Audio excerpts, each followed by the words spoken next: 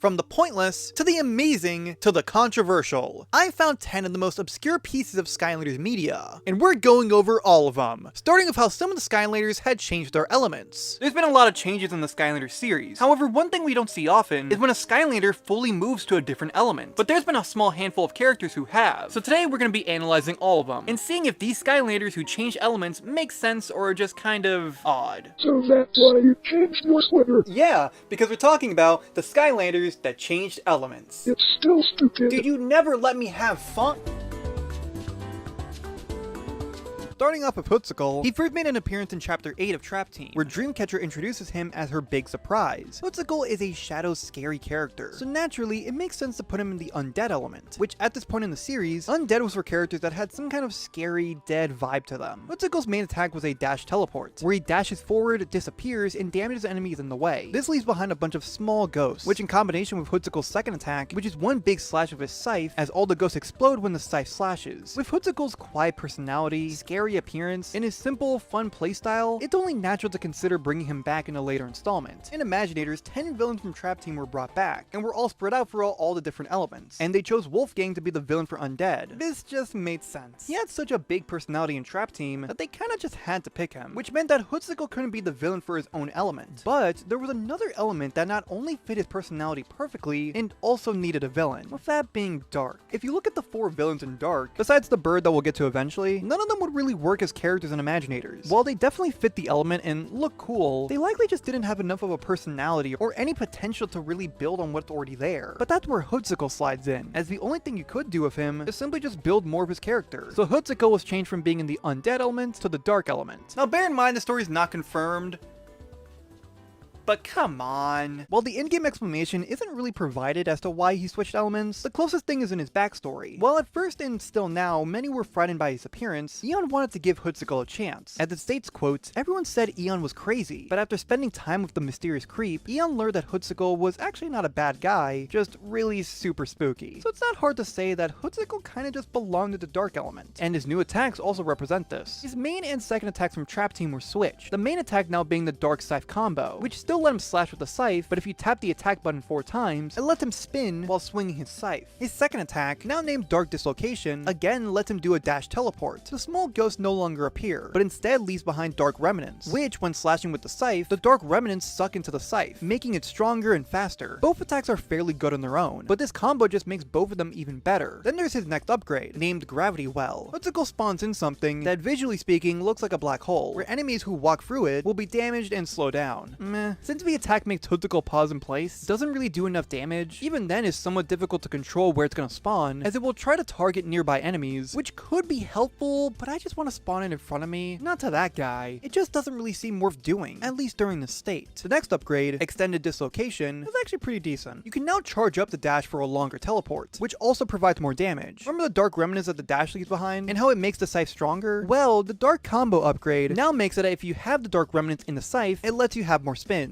A fairly small change, but a good one nonetheless. Detonate Gravity Wells is our next upgrade. Now you can detonate the black holes. You can have 2 holes at once, and the attack does provide some good knockback, though it does take a bit too much time to spawn them in. Not a bad upgrade, still a bit complicated to use. Now for the paths, the top path revolves more around the dark remnants that the dash leave behind. First is more remnants. Now the dash leaves behind 4 remnants, and when combined with the scythe, during the scythe combo, gives you an extra spin, armor, and makes you stronger and cause more damage. Then there's even more remnants, which now gives you 6 of them, and provides all the previously mentioned bonuses, but better, and also protects them from projectiles when spinning. And lastly, there's Dark Stinger, where the final spin on the combo now provides a powerful shockwave. Now for his bottom path, which focuses more on the Gravity Well, as the first upgrade, Longer and Stronger, makes the attack do more damage and last longer. Warp Pulse lets you hit the Gravity Well, which will shoot out small spears from the black hole, and Explosive Dash lets you explode the Gravity Well with a dash. Honestly, you can't go wrong with any of the paths. Both feature extremely useful upgrades, and are both a lot of fun to use. Now there's the soul gem named Scythe-nado. By attacking the Gravity Well, a giant tornado will show up in the hole, shooting small scythes, but if you combine this with any of the paths, leads to a pretty insane outcome. Lastly, all senseis have a big final attack, named the Sky Chi Power. Think of it as a final smash in Smash Brothers. And Hootsicle's is named Scythe Cycle. Hootsicle essentially does a big spin with his scythe, while also shooting black orbs. It's simple, really easy, and does a fair amount of damage, so it's definitely worth using. The only other notable thing are his variants in the games are different. While obviously they are 2 separate variants, so of course they're going going to look different, but I thought it was worth pointing out. Overall, Hootsickle's transition from undead to dark, while at first may seem somewhat unnecessary, given his appearance as a scary, mysterious character, and all the new additions to his attacks, it definitely works. Would he have changed elements if Wolfgang wasn't considered for the undead villain? That's to be debated. Either way, Hootsickle's move to dark makes complete sense. Yes,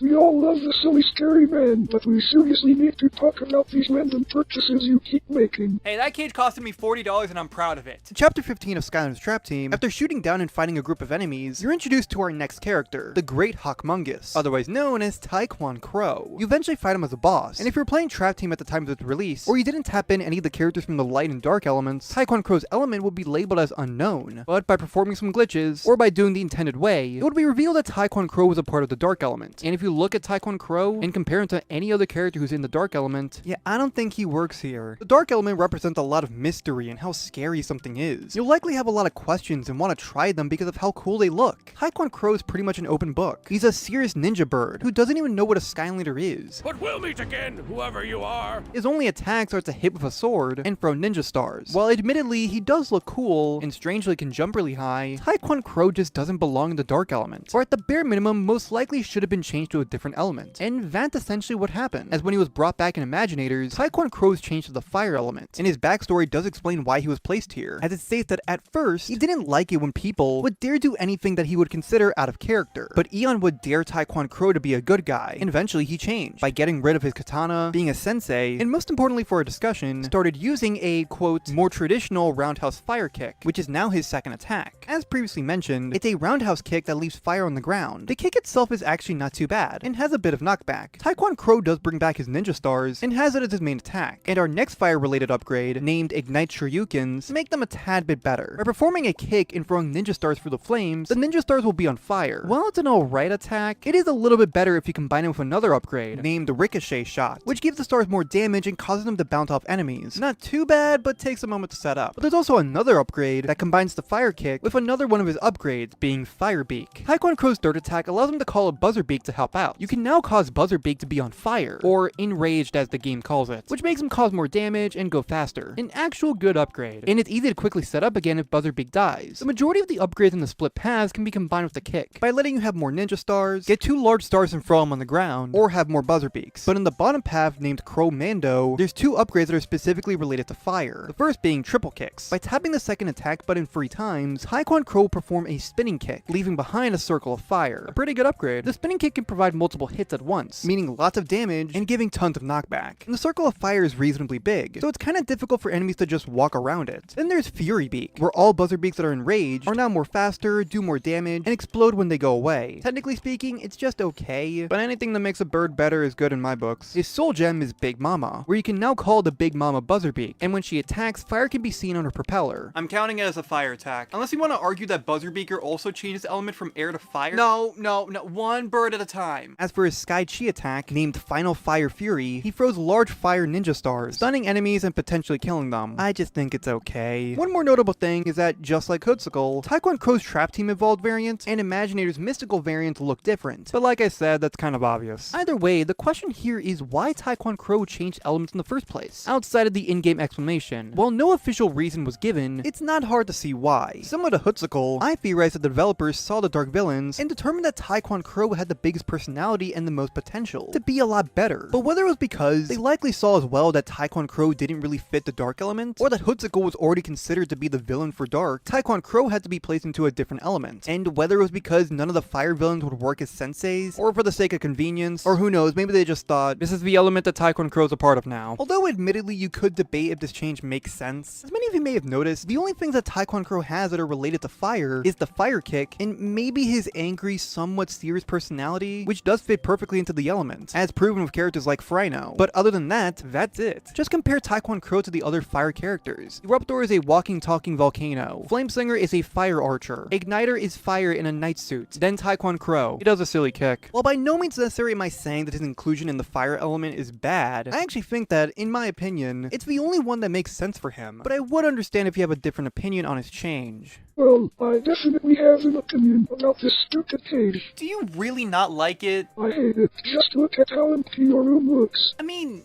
you're not wrong. But no, Skylanders taught me that all change is good change, and I'll show you for our next character. No, go on. Explain how amazing Grave Clobber's element change was. Our next silly character first appears in Chapter 16 of Trap Team. While at first he shows up as another basic enemy, at the end of the level, Golden Queen sends out the big man himself, Grave Clobber, where he's introduced as being part of the Earth element, which honestly makes sense. You see, arguably the most iconic villain from the Earth element is Golden Queen. Her appearance and her home base are very ancient Egypt themed, and mummies are fairly recognizable things associated with ancient Egypt. And well, Grave Clobber is a mummy, who literally gets summoned out of a tomb. So it makes sense if Golden Queen gets to be in Earth, then Grave Clobber belongs here too. He also, visually wise, is very strong. So his first attack are simple punches with his fists, which admittedly is fairly basic, but his second attack has to be better, right? Well, his second attack is where he smacks the ground, sending out large bones, which technically speaking, I guess works, cause you know, he came from the ground. In combination with his goofy personality, he's a lovable, silly character. Sure, he might not be as useful as other villains, playability wise, but how could you really hate this guy? You love him for his personality, not for how he attacks. You could improve his character, but honestly, it's not necessary. He's perfect the way he is. Regardless, he was brought back in Imaginators, but instead of being in the Earth element, he was placed into the Water element, with his backstory stating that, quote, Grave Clobber was once a great pharaoh, who ruled over the Golden Desert long ago. That was until his 7 jealous brothers buried him in an underwater tomb while he was sleeping? What the fuck? Okay, but the remaining brothers still fought among themselves, and their infighting ultimately led to their kingdom falling apart and the family name being lost forever. Almost. Because Grave Clobber eventually rose from his watery grave, and when he discovered what his brothers had done to their kingdom, he hunted each of them and clobbered them. Well, that definitely is a backstory. Before going into its attacks, you'll notice that Grave Clobber is constantly dripping water. You get it, guys, because he's in the water. His first attack is the same basic punch, but if you go in the air and try the attack, he does a kick. The punch is pretty much the same, but this time you'll notice that a bit of water's flying out. And the kick, yeah, it's good. It provides some good knockback, and he looks really majestic doing it. His second attack is different, now being Gator Geyser, where Grave Clobber slams the ground, spawning in a fountain where the water damages the enemies. You can have 3 of them out at a time, and by hitting the fountain, it makes it spin, causing more damage. It can also be moved slightly, this character's getting weirder by the minute. His next upgrade is Big Splash, where he essentially just belly flops, leaving behind a pool of water, and enemies caught in the attack will be stunned and knocked back. A really good attack. Quick to use, just looks silly as hell, and fits his character perfectly. Luchador Lariat is an attack you can perform after giving the first punch. By holding the first attack button, he does a full dash forward punch. Maybe it's good if you want to quickly send enemies off the stage, but the dash itself doesn't provide enough good damage to justify using, and only the very end really provides any significant damage. The next upgrade, Precision Slamming, as the name implies, now lets you target where the fountain will go. It's a good quality of life addition, but is it really worth a whole upgrade slot? Even then, it makes you even more vulnerable than before, essentially leaving you as an open target. Next up is Waves in the Pool. Now the Big Splash attack will send out a wave. Where if someone is caught in it, it drags them slowly away while causing damage. It's a welcomed addition to an attack that's already good, as even if the wave fails to do anything, you can still use the Big Splash. In general, it's a good upgrade. For his paths, the first one is named Heavyweight Champion, that focuses more on his punching and whatever this is. At the first upgrade is Tsunami Punch, letting the punch do more damage. While admittedly it is fairly basic, the punch is already pretty good, so just giving it more damage just makes it even better. Monsoon Boom lets you punch the fountain, but now it goes insane and spits out water in a fast pace. Honestly, up until this point, I didn't really find the fountains all that useful, but this upgrade actually makes them worth having around. The last upgrade in the top half is probably the most interesting, being Lancha Libre. After doing one basic punch, you can hold the second attack button and he performs Gator Geyser Surplex, where he grabs a fountain and slams it on the ground. But he can also hold the third attack button after the punch to perform Top Rope Super Splash, where he stands on top of a fountain and slams a punch onto the ground. Both attacks are visually stunning to look at, and are both incredibly strong attacks. Out of everything we've talked about with Grave Clobber, this is hands down my favorite. The second path is named Wave Maker, improving his water-based attacks. Geyser Undertow, the target where you spawn in the fountain, is now a whirlpool, dragging enemies in. It makes an already pointless addition into a somewhat pointless addition. Even if you get it to work, you're still left in the open for anyone to attack you. The Greater Gator is where the fountain now does more damage. Can you tell the pure excitement's on my face right now? And the only actual useful upgrade in this path is Wave Goodbye. By doing the splash attack 3 times, you can now do one big ultimate splash, with him literally cannonballing the splash, landing with a big puddle of water and sending out waves in all directions. Yes, it's a good upgrade. It gives an already amazing attack a fantastic upgrade. The problem is that it's in this path, where all the other upgrades are just not as useful. useful. Pretty much with Clobber's paths, you're either picking 3 decent to really good upgrades, or 2 shit upgrades that are not really useful, but 1 amazing attack. Then there's his soul gem named Poseidon Lariat, where it's an upgrade for the big dash punch. But how is it upgraded, you may ask? Well, before the dash happens, all 3 fountains spawn in. The dash itself gives the same damage, and the last hit is slightly better, but that's it. I'm sorry, but this is just a bad soul gem. To think he had such good stuff like this, and even this, and this is all they could give him for his soul gem? Alright, let's just hope that his Sky Chi attack named Wave Clobber is better. He punches rapidly as waves moves towards him, dragging enemies in the process. Similar to Taekwon Crow, I just think it's okay. It could have been better, but it's good enough. Although this time around, since he doesn't have a variant in Imaginators, he only has his evolved variant from Trap Team. Let's get this out of the way. While he isn't a perfect character, Clobber is honestly one of my favorite characters from Skylanders Imaginators. You said something good about Imaginators. Yeah, I know. Clobber is a fun character to play as. Even the things that seem like downsides have benefits. It's really difficult for me to say that he's a bad character, because he just isn't. But realistically, there are problems with him. For a bit of context, at bare minimum, if you want to get 100% on your save file for Imaginators, you're gonna need a lot, but specifically related to this conversation, you'll need 1 sensei from each element, and also 1 sensei from each battle class. A battle class is essentially what weapon or fight style each sensei uses. For example, Sickle uses a scythe, so he's a part of the Sentinel class. Taekwon Crow uses ninja stars, so he's a part of the ninja class. And Clobber fights with his fists, so he's a part of the brawler class. So with this in mind, Clobber is a part of the water element and the brawler class. That's all nice and good, but there's another character who's also part of the same element and class, being Kingpin, and he's one of the characters you get in the starter pack. Essentially, if you bought Imaginators and are looking to get 100% on your save file, then you don't need to get Clobber. You know, unless you want to go overboard and get everything, as you do need him to unlock these 2 creation pieces, but who'd ever put themselves through that? I did.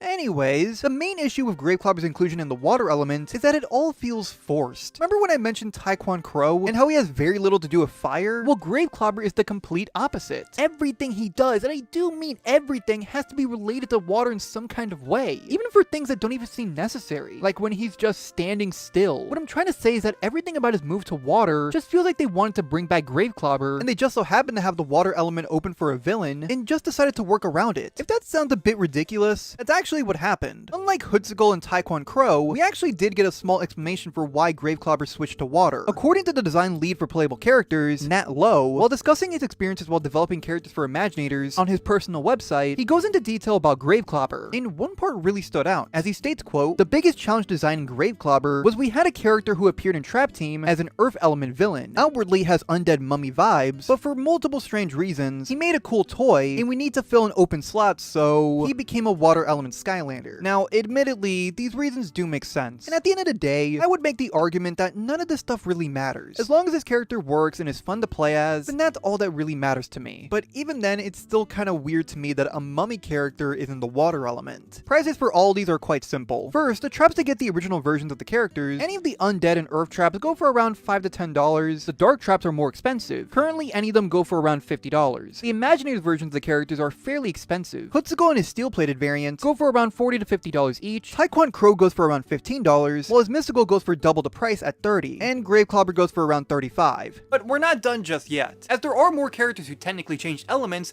but not in the main games, but instead the mobile games. Get me out of here already! Skylanders Ring of Heroes was a mobile RPG. During its first iteration, the game allowed you to have villains on your team that can help out during your battles, and Broccoli Guy was one of those villains, but instead of being placed into the life element, just like how he was back in Trap Team, Broccoli Guy was instead placed into the water element, and also resembles his evolved version, which again is from Trap Team. Although he's not the only thing that changed in Ring of Heroes. They had added new characters for both the light and dark elements, but the new additions were characters from different elements. Flashwing from Earth, Hex from Undead, and Jetvac from Air were all given the light variant and placed into the light element, and Spyro from Magic, Kingpin from Water, and Spitfire from Fire, specifically all their dark variants, were all placed into the dark element, but the dark variant was renamed to Shadow. This just causes more questions than answers. I can understand from the developer's perspective that having a variant and an element both named the same thing probably would be confusing. Even from the player's point of view, I wouldn't be surprised if someone just assumed that any character that had the dark variant is also in the dark element. So honestly, the name change from dark to Shadow makes sense. But that goes out the window when you call the light variant light. Even then, if the dark variant characters are now named Shadow, does that mean that every other dark variant character is also named Shadow? And even then, that brings up the serious question of, do variants affect what element the character is a part of? Like, theoretically, since a light and a dark/shadow variant exists, does that mean that every element has its own variant? Luckily though, one of the previous Skylanders mobile games might answer that question, I think. Skylanders Battlecast was a turn-based mobile game that could have been played with cards, which have since been labeled as Cards to Life, but you could play the game with just the cards alone, for a more traditional card game experience. Chompy Mage is one of the villains. He has an attack where he can turn into a big Chompy, and when he's in this state, he can change it to being in the fire and water element. But Chompy Mage doesn't last like this forever, and change it back to his normal self. While Chompy Mage doesn't completely change elements forever, he's notable for being a character that's technically able to change elements for a short period of time. Either way, unfortunately, the mobile game for Battlecast was shut down, and can no longer be played by official means, and actual cards of Chompy Mage for the physical version of Battlecast don't exist. And as for the characters in Rings of Heroes, during its reboot that happened in December of 2020, the game had removed the ability to have villains on your team, meaning no more Broccoli Guy. As well, even by the time that the game had its final updates, Light Jetback and Dark/Shadow Spitfire were both noticeably not there, despite the fact every other Light and Dark editions were eventually added to the game again. Either way, Rings of Heroes would eventually shut down. Although, one more thing before we go, Chompy Mage does turn into the Fire Big Chompy in Trap Team, but it's not indicated that he did switch elements. Although, it should also be pointed out that Battlecast released a year and a half after Trap Team, so it's possible that maybe this became canon after Trap Team. Ultimately though, I think it's worth mentioning this stuff, and I'll leave it up to you to decide what happened. And in Ring of Heroes, multiple enemy characters have different variants, and they're all placed into different elements. But for this specific conversation, I want to stick to the main guys, and even then this whole thing is just such a massive rabbit hole. Well, we learned a lot today. Maybe the biggest lesson is that you shouldn't put your best friend in a cage.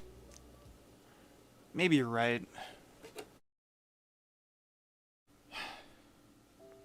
Look on Grace. Going all drastic and making everything different isn't helping anyone. You know, I'm gonna be honest. I never really like it when something just changes. In my mind, if something is perfect and doesn't need any changes at all, then why make it different? But as I've been growing up, I've slowly but surely been realizing that change is just something that's just bound to happen. Whether you like it or not, change is something that happens in everything. Skylanders had changes in some of the characters' elements, and they all show the different effects of change. They can represent how, even if it wasn't necessary, a change can actually be a useful, understandable decision to make. It can also show how sometimes a change can be necessary, but the outcome can be questionable. Then there's the effect where a change wasn't needed, and even if the outcome does technically work, in the grand scheme of things, maybe it just doesn't make sense. Then there's the change that makes absolutely no sense and are forgotten, ignored, or unknown by most. Simply put, change is a complicated topic. At the end of the day, these are just what I think, and I'd love to know your thoughts about these changes. But one thing is certain, these were the Skylanders that changed elements. We can question as to why they changed elements, but I think the minis might have been a much more pointless addition.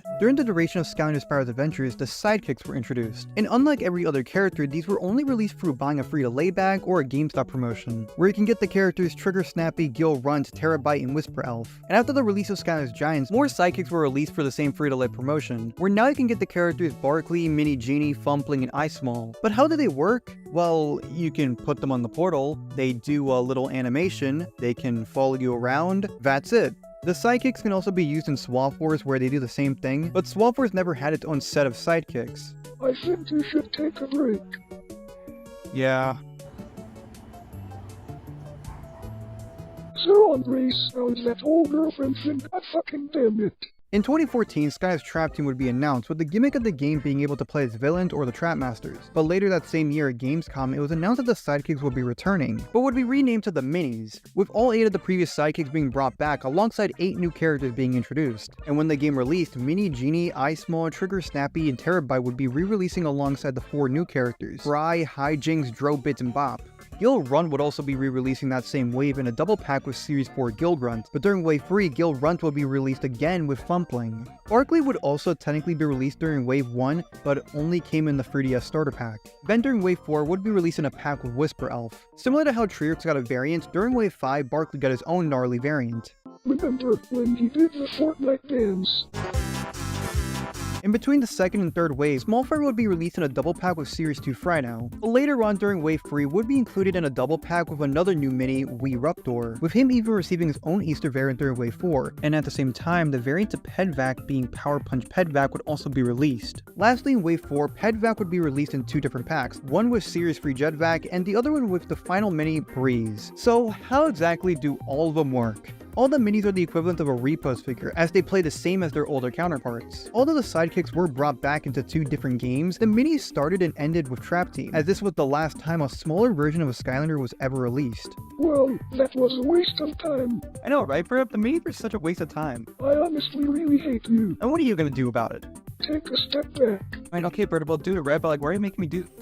All 8 of the original sidekicks figures and most of the minis are fairly common, with all of them being priced at around $5 to $20 each, with the exception of 2, with Gnarly Barkley being priced at around $30 or so, and with Breeze, due to her only being released in 1 pack and being released near the end of Trap Team's lifespan, she's now the most expensive out of all the minis, with her currently being priced at around $130. Overall, the sidekicks and the minis were rushed out just so they can sell more figures. When they were introduced into the series, they didn't really do anything, and even after they made their playable debut, the minis were overshadowed by other characters that are simply just better than them. Although the minis are admittedly cute figures and are nice little characters to add to your collection, most will say that the minis are the pointless Skylanders. Yes, I hate the mini Skylanders, but a once popular YouTuber hated Skylanders a lot more. Skylanders is a series that's always gotten some kind of pushback, but there is one person who continuously hated and criticized the series, and was also a successful YouTuber, known as Haedox. And since it's been a couple years, I want to take a deep look at his Skylanders videos, the history surrounding them, and what actually happened after one of the most controversial pieces of Skylanders history. This is Skylanders' biggest hater. Yay, I'm so excited, but how can people even hate Skylanders? I thought people absolutely adored it. Well, in the modern day, while many might remember the franchise, discuss it, and even wish for it to come back when the series was still active, this was actually the complete opposite, in a way. Of course, Skylanders still had its fans, but ever since the series began, there's been a group of people who simply just didn't like it. Whether this was because of the twist to life aspect, the yearly releases, or how the series quote-unquote ruined Spyro, it's clear that Skylanders wasn't exactly everyone's cup of tea. And this applied to an up-and-coming content creator, Haedox. While today he's disappeared from the online spectacle, back in the latter half of the 2010s, Haedox was a rising star on the gaming side of YouTube, as he made videos reviewing video games, or full-on retrospective about video games that he deeply cared about. And arguably, that second one is a major reason why people liked him so much. Video essays may be a fairly common video genre today, but around 2016, finding a content creator who'd make a video just talking about a game with so much personality and an authentic passion for the topic was very unique. Haedox stood out compared to many of his online peers, and during his online growth, he made one thing clear. He didn't like Skylanders. You see, Haedox was a passionate fan of Spyro the Dragon, and he's always expressed how the owners of Spyro and Skylanders, Activision, had mistreated Spyro, and only used him as a marketing ploy to get nostalgic fans to get their foot through the door, then rarely use him or abandon him. But things would hit a boiling point, as before any official announcement, it was leaked that another gaming icon owned by Activision, Crash Bandicoot, would be making an appearance in the next Skylanders game, Skylanders Imaginators, and Haedox wasn't exactly happy. So on June 9th of 2016, he uploaded a video discussing why he thought this was bad, theorizing that Crash's appearance in Skylanders would be similar to Spyro's, simply just another marketing ploy to get nostalgic fans to buy the game. It pains me to see Crash treated like this, as if Activision is going to use him as a ploy to sell their game, just like they did with Spyro the Dragon. Although, he did mention that if Crash got his own game to coincide with this, then it wouldn't be that bad. The question remains, if there were another Crash game to go along with his appearance in Skylanders, would I be upset? I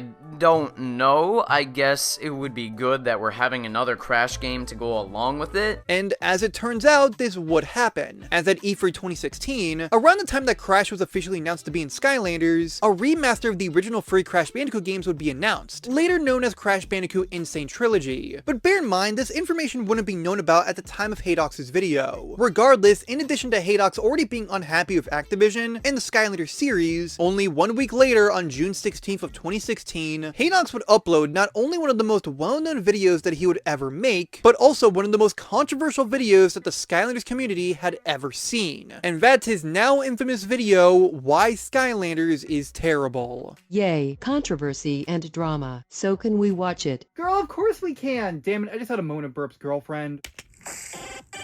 Haedox's Skylanders video is where he shares his thoughts on the at the time ongoing series, and why he has such a strong hatred for it. While the video is an opinion piece, there are plenty of points that are made that I think are just flat out bad. For example, while explaining how he didn't like the Toys to Life genre, and saying that he used to collect Amiibo, he mentions something that's just flat out wrong. Skylanders toys are about as pointless as Amiibo, but even more worthless. Yeah, I just don't think so. Skylanders and Amiibo, at the time, were roughly around the same price. Skylanders offered you an entirely new character to play as, having a brand new moveset and backstory. When you compare Skylander like Deja Vu and Rattleshake, they are very different characters, while with Amiibo, they very rarely offer anything significant, and more or less just give you a small bonus that doesn't really change the game much. If you bring two Amiibo together, outside of visual differences, they are more or less the same thing. But in an attempt to back up his point, Haedox goes on to explain how Skylanders are just a bunch of creatures that aren't memorable. I, for one, could not care about any of these characters you see on screen now. I don't think I can even recognize a single creature. What's even the purpose of collecting these figures if they mean almost nothing? My main problem with this point is that this could theoretically apply to any franchise that someone could be unfamiliar with. Take something like Spyro the Dragon, Crash Bandicoot, or the show Battle for Dream Island. If you have no idea who any of these characters are, you probably wouldn't care enough to figure out their personalities or what they do. And that's sort of the main problem with Haedox's argument. It's the idea that since it's different, it's new, it's something you're unfamiliar with, then it's pretty much fine to dismiss it or just call it bad, which isn't exactly fair. He doesn't even give any of these characters a chance to see if they have interesting attacks or storyline, since he's just judging them off their appearance alone. And this is very similar to a point that Haedox addresses, that the characters can get their meaning from the game itself, only for him to say a pretty lackluster response. You could argue they get their meaning from the games they're featured in, but riddle me this, contrarian, what is a unique characteristic of a Skylander called Slam Bam? Better yet, what does the Skylander Warnado look like? Please, if you're going to make the argument that all the Skylanders are distinct and special, be able to at least recognize them all. When the thing is, of course Haedox, a person who doesn't know nor care about Skylanders, isn't able to do this. But someone like myself, who actually likes Skylanders and knows enough about the series, actually can. I know I've been quite negative about the video, but to act like he didn't make any good points is just a flat out lie. He actually does raise one good point. Near the beginning of the video, he criticizes Skylanders for having annual releases, explaining how other franchises who do this slowly but surely go bad and lose the quality that made them so good. Annual releases of the same series is something that tends to bother me because when that happens, most of the time, the developers start taking shortcuts. They start reusing assets, engines, and so on, making a mockery of what came before it. The common business model seems to be to keep the hype train rolling so you can rake in as much cash as you can before this figurative well dries up. And personally, I do agree with him, because arguably that's actually what happened. While the first free games got better and better, the last free got worse and worse. Swap Force, in my opinion, is the best game in the franchise, and the next game, Trap Team, while still being a good game, it suffered from a lot of problems. The gimmick of trapping villains and playing as them, while cool, doesn't really mean much gameplay wise, when the majority of the capturable villains don't really do much, to the point where you don't really want to play as them. The game also had a much larger roster of figures and traps to buy, making it expensive to collect all of them, but ultimately pointless, since you only really need one of each element's trap masters and traps to 100% the game, and even then, it's fairly infamous for being the glitchiest game in the series. The next game, Superchargers, wasn't better. Forced driving sections that were just boring and unimpressive, a weak new roster of characters, and in general was very forgettable. As for Imaginators, it's Skylanders Imaginators. Being the shortest in the series, a lot of the content being locked behind a paywall, where you needed a certain figure to enter, and even the gimmick of creating your own Skylander, while it was interesting and fun, it felt like the developers were just giving up. Simply put, Haedox did have a point. Another point that I thought was at least fair was when Haedox criticized Skylanders, specifically for requiring toys to play the game. Additionally, just to play a Skylanders game requires you to have some of of these toys, which are then magically morphed into the game world. This means you have to keep these worthless pieces of trash around, and it even incentivizes you to buy more figures that unlock more and cool Skylanders content. Now, as a baseline argument, I think this is a fair thing to criticize. Of course, the toys are what made Skylanders so special, but I could see how from the average consumer, this can get pretty expensive, especially since the game wants you to buy additional figures to complete certain things in the game. Although his follow-up argument is a bit confusing. Spoiler alert, these figures add almost nothing to the games, just the ability to play as different flat characters that ultimately don't change anything about the gameplay. Theoretically, yes, you can beat any of the games with one Skylander, as none of the Skylanders add significant changes to the core gameplay, so buying more of them is sort of pointless. But I'd argue that each character are very diverse and different in their own way. Like I've mentioned, no Skylander are the exact same, that in some cases it actually does change how you play the game. I can totally see where he's coming from with this point, but I just disagree. Also, he mentioned that Activision created the Toys to Life genre. That begs the question as to why Activision even created this Toys to Life genre in the first place if the toys do almost nothing worthwhile to modify the content of the game. When that's not true, as UB Funkies, a different Toys to Life game, actually predates Skylanders by a couple years. Skylanders definitely popularized the Toys to Life genre into the mainstream, but Activision certainly did not create the genre. Moving away from the good and bad points, the second half of the video is him giving his thoughts about the first 5 Skylanders games that were out around that time, after supposedly playing the games for 3 hours each. But the main problem that I noticed was that he was very vague. Other than mentioning that the swapping gimmick was cool, Haedox never goes into detail about anything. Nothing about the level design, the characters, the music, really nothing. Just saying that the games were collectathons, somewhat stale, were running out of ideas, and that the games seemed to be more or less the same. You think after playing over 10 hours of Skylanders, he'd at least have more to say. Or did Haedox never play the games at all? Well, that's very likely. To briefly jump ahead in the timeline, in Haedox's final video, he apologizes and reveals that he didn't actually play most of the games that he talked about, and instead just used footage from others in his videos.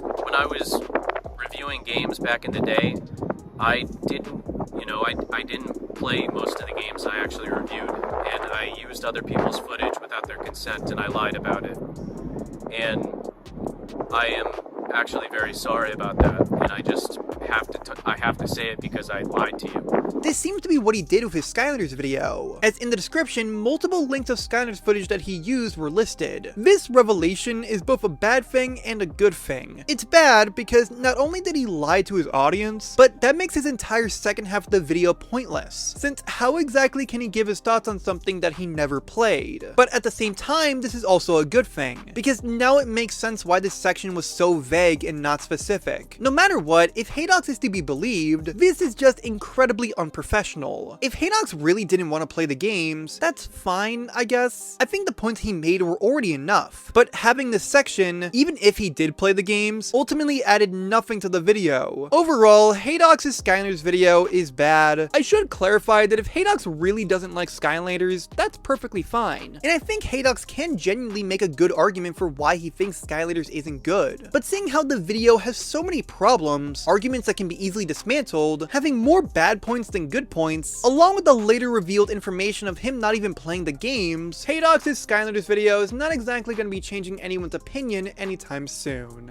Huh. Oh, sorry for interrupting. I'm trying to watch the video, but it says it was put on private. Yeah, but before we get to why exactly that happened, I want to talk about the response the video got, and it wasn't exactly the nicest. When you're a rising content creator and make a video going against the popular opinion, and also not exactly making the best video, it's unsurprising that the response Haedox's Skylanders video got was mixed. When the video was first released, it had an overwhelmingly positive response, and even many agreed with him. But as the views kept rising, the negative response became more and more apparent. Just by looking at the last time the likes and dislikes were visible, while the video had over 11,000 likes, it had a strong 7,900 dislikes, meaning roughly 41% of the liked the dislike bar were dislikes. But why? Well, by looking at what's been archived, a lot of the hate towards Haedox was because he didn't like and said something mean about Skylanders. Yeah, essentially since he wasn't a part of the popular crowd, that apparently makes his entire video bad. Now, to be clear, it's likely that the majority of this crowd were kids, so they're trying not to sound too harsh. Just because Haedox doesn't like Skylanders, it doesn't automatically make his video bad. If you want to say that his video was bad because of a certain argument he made, then fair enough. But for whatever reason it may be, Haedox doesn't have to like Skylanders. And if you dismiss his video off of just that alone, that's just kinda dumb. Although, those weren't the only people who talked about Haedox's video, as over the years, some of the biggest content creators in the Skylanders community had come across his video, and had made their own videos critiquing and talking about Haedox's video, with those being the now retired Crash to Skylands, and one of the biggest Skylanders content creators, Skylander Gamer TV. Although, ironically enough, both videos are also not perfect, and they make fairly bad arguments that are very easy to take apart. Starting with Crash to Skylands, my main problem is that the video is in the reaction format. It's just his face in the corner of the screen while Haedox's video is played in full, with Crash occasionally pausing the video to respond to what Haedox said. The issue being that Crash's responses are not very good, as the arguments he makes are made on the spot, and it's pretty obvious that he didn't watch the video beforehand. For example, when Haedox critiques Skylanders for having annual releases, Crash argues that Haedox would make this argument for Skylanders, but would easily play Call of Duty, a series that also has annual releases. So he's saying that, but like, he's probably one of those people who plays like Call of Duty every year. Call of Duty comes out every single year. Okay, we'll continue. Only for Haedox to make the same argument towards Call of Duty. A lot of the time, annual releases like Call of Duty, for example, are half-assed and made to just capitalize on the success of its predecessors. Okay, I take back what I said. I fully take back what I just said there then, because I said, I'm like, I don't know, maybe he plays Call of Duty. Now, you could just play this off as a silly one-time thing, but bear in mind, in Crash's own words, he deemed Haedox's video as serious. Today, however, I'm going to be reacting to something very serious. If this is such a serious video, Crash should have at least watched the video beforehand and have some notes ready when he records the video. Making a video the way Crash did, aka just watching the video and having your responses made off the top of your head, is just not a good idea. Mainly because the arguments he makes are very rambly, and are also pretty bad. Like how Crash critiques Haedox for critiquing Skylanders, but not other Toys to Life series. Of course, Activision knows that this is something that is going well for them, and they're going to continue it, yes. But nobody was saying anything about Disney Infinity, or LEGO Dimensions, or Amiibos. Well, Crash, the video is called Why Skylanders is Terrible. If the video was about Toys to Life games in general, and Haedox only critiques Skylanders, I think you'd have a point, but his video is about Skylanders. Why would he mention or criticize a different franchise? Even then, Skylanders is the one that popularized the Toys to Life genre, so I think it's fair for Haedox to dislike it, since it's the one that brought it into the mainstream. Later on, Crash calls Haedox a hypocrite for previously collecting Amiibo, another Toys to Life series. Wow, congratulations. You just admitted that you collected the toys and you love them, but then you just don't collect them anymore?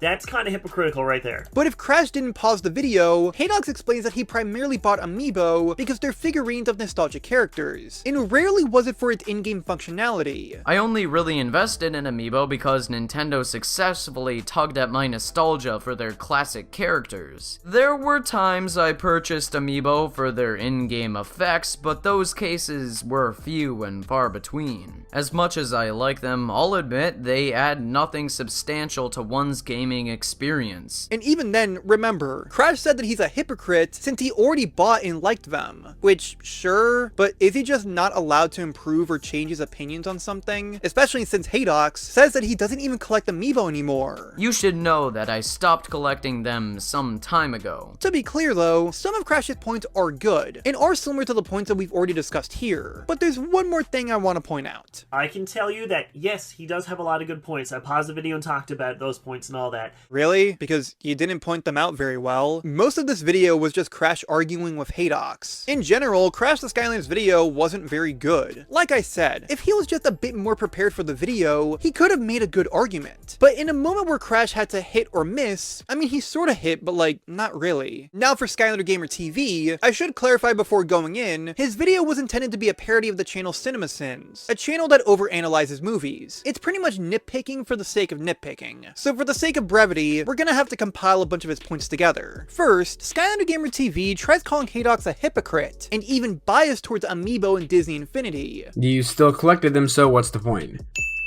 I only really invested in Amiibo because Nintendo successfully tugged at my nostalgia for their classic characters. Dude, you keep contradicting yourself in the video. You just said that you're willing to buy Toys to Life Amiibo characters, even though you just said you hated the idea of it. It's a complete juxtaposition of what you just said. Add 2 cents for this. You're being a hypocrite by bashing Skylanders yet openly saying you bought Amiibos for the in-game effects. If you hate Skylanders as a whole, then why don't you hate Amiibo or Disney Infinity? I think this is a grade A example of bias. Add 5 cents.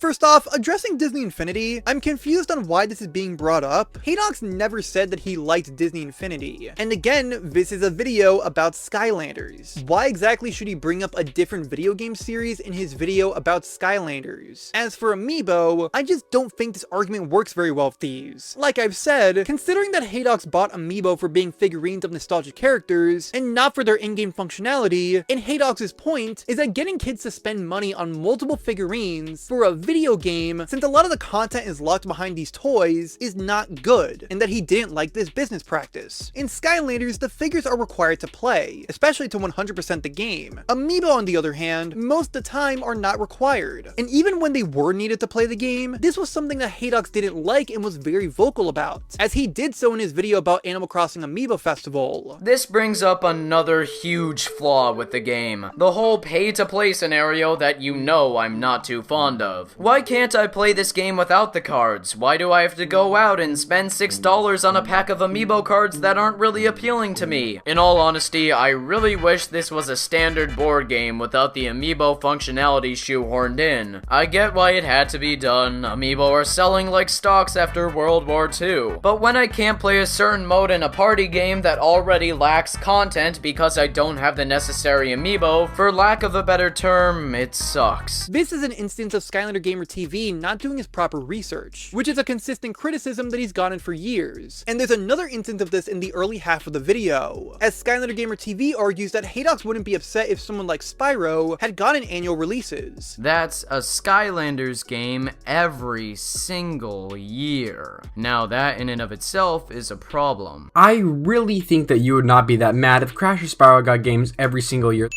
But if Skylander Gamer TV actually did put in the research, he'll know that Spyro technically did have annual releases, and that Haedox did have a problem with this. I noticed that every year, from 1998 until 2008, a new Spyro game was released, whether that be a handheld or console game. So that's 10 years of non-stop game releases. Unlike the Call of Duty series though, the Spyro games got progressively worse. See, too many Spyro games were being produced in too short of a time. The publisher went with quantity over quality, something that can immediately ruin a franchise. And in a day and age without patches and dozens of fanboys defending a broken mess, this was extremely detrimental for Spyro. Then there's all the points that are just painfully bad. For someone who's invested in Skylanders as a game series, If Skylanders sucks so bad, then why have you invested into the series itself?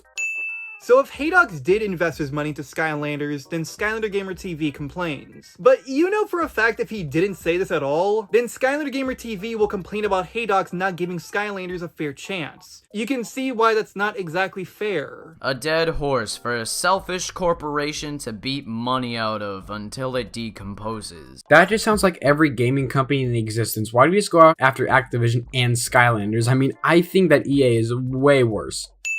Buddy, Haedox never said that they weren't. Skylander Gamer TV was the one who brought up EA into the discussion. In fact, Haedox himself would actually agree with him. They are the award-winning worst company in America and worst gaming company in the world pretty frequently, so I'm not here to crown them again with the title, no matter how much they deserve that prestigious award. I'm here to talk to you today about why EA has gotten such a bad reputation and why they do not deserve it. Just kidding, fuck EA. If it hasn't been obvious, Skylander Gamer TV wasn't being very fair towards Haedox. If you watch his video, you'll notice that whenever he actually agrees or is being fair towards Haedox, it's always, you know, you're right. But I actually agree with this a lot because Toys for Bob was recently just moved over to work for Call of Duty, showing that Activision really just wants to make a Call of Duty game every single year no matter what, so I'm gonna have to remove 1 cent. But I'm gonna have to put that sin right back, because even though you mentioned this about Call of Duty, you have yet to make one video saying why Call of Duty sucks, so why are you just calling Skylanders out when other game series also make annual releases every year? For this video, I put myself through the torture of playing all 5 Skylanders installments for at least 3 hours to get a taste of each game. You know what, I'm actually gonna have to give you credit for this. Most people do not do this. Remove 1 cent. But I'm gonna put that sin right back, since this entire video bashed Skylanders without actually playing the games. Giants is simply not enjoyable. I would disagree, since the gameplay is more refined and the story is better overall, but that's just my opinion. But I'm still gonna send you because you said stuff about Skylanders Giants without actually playing the game.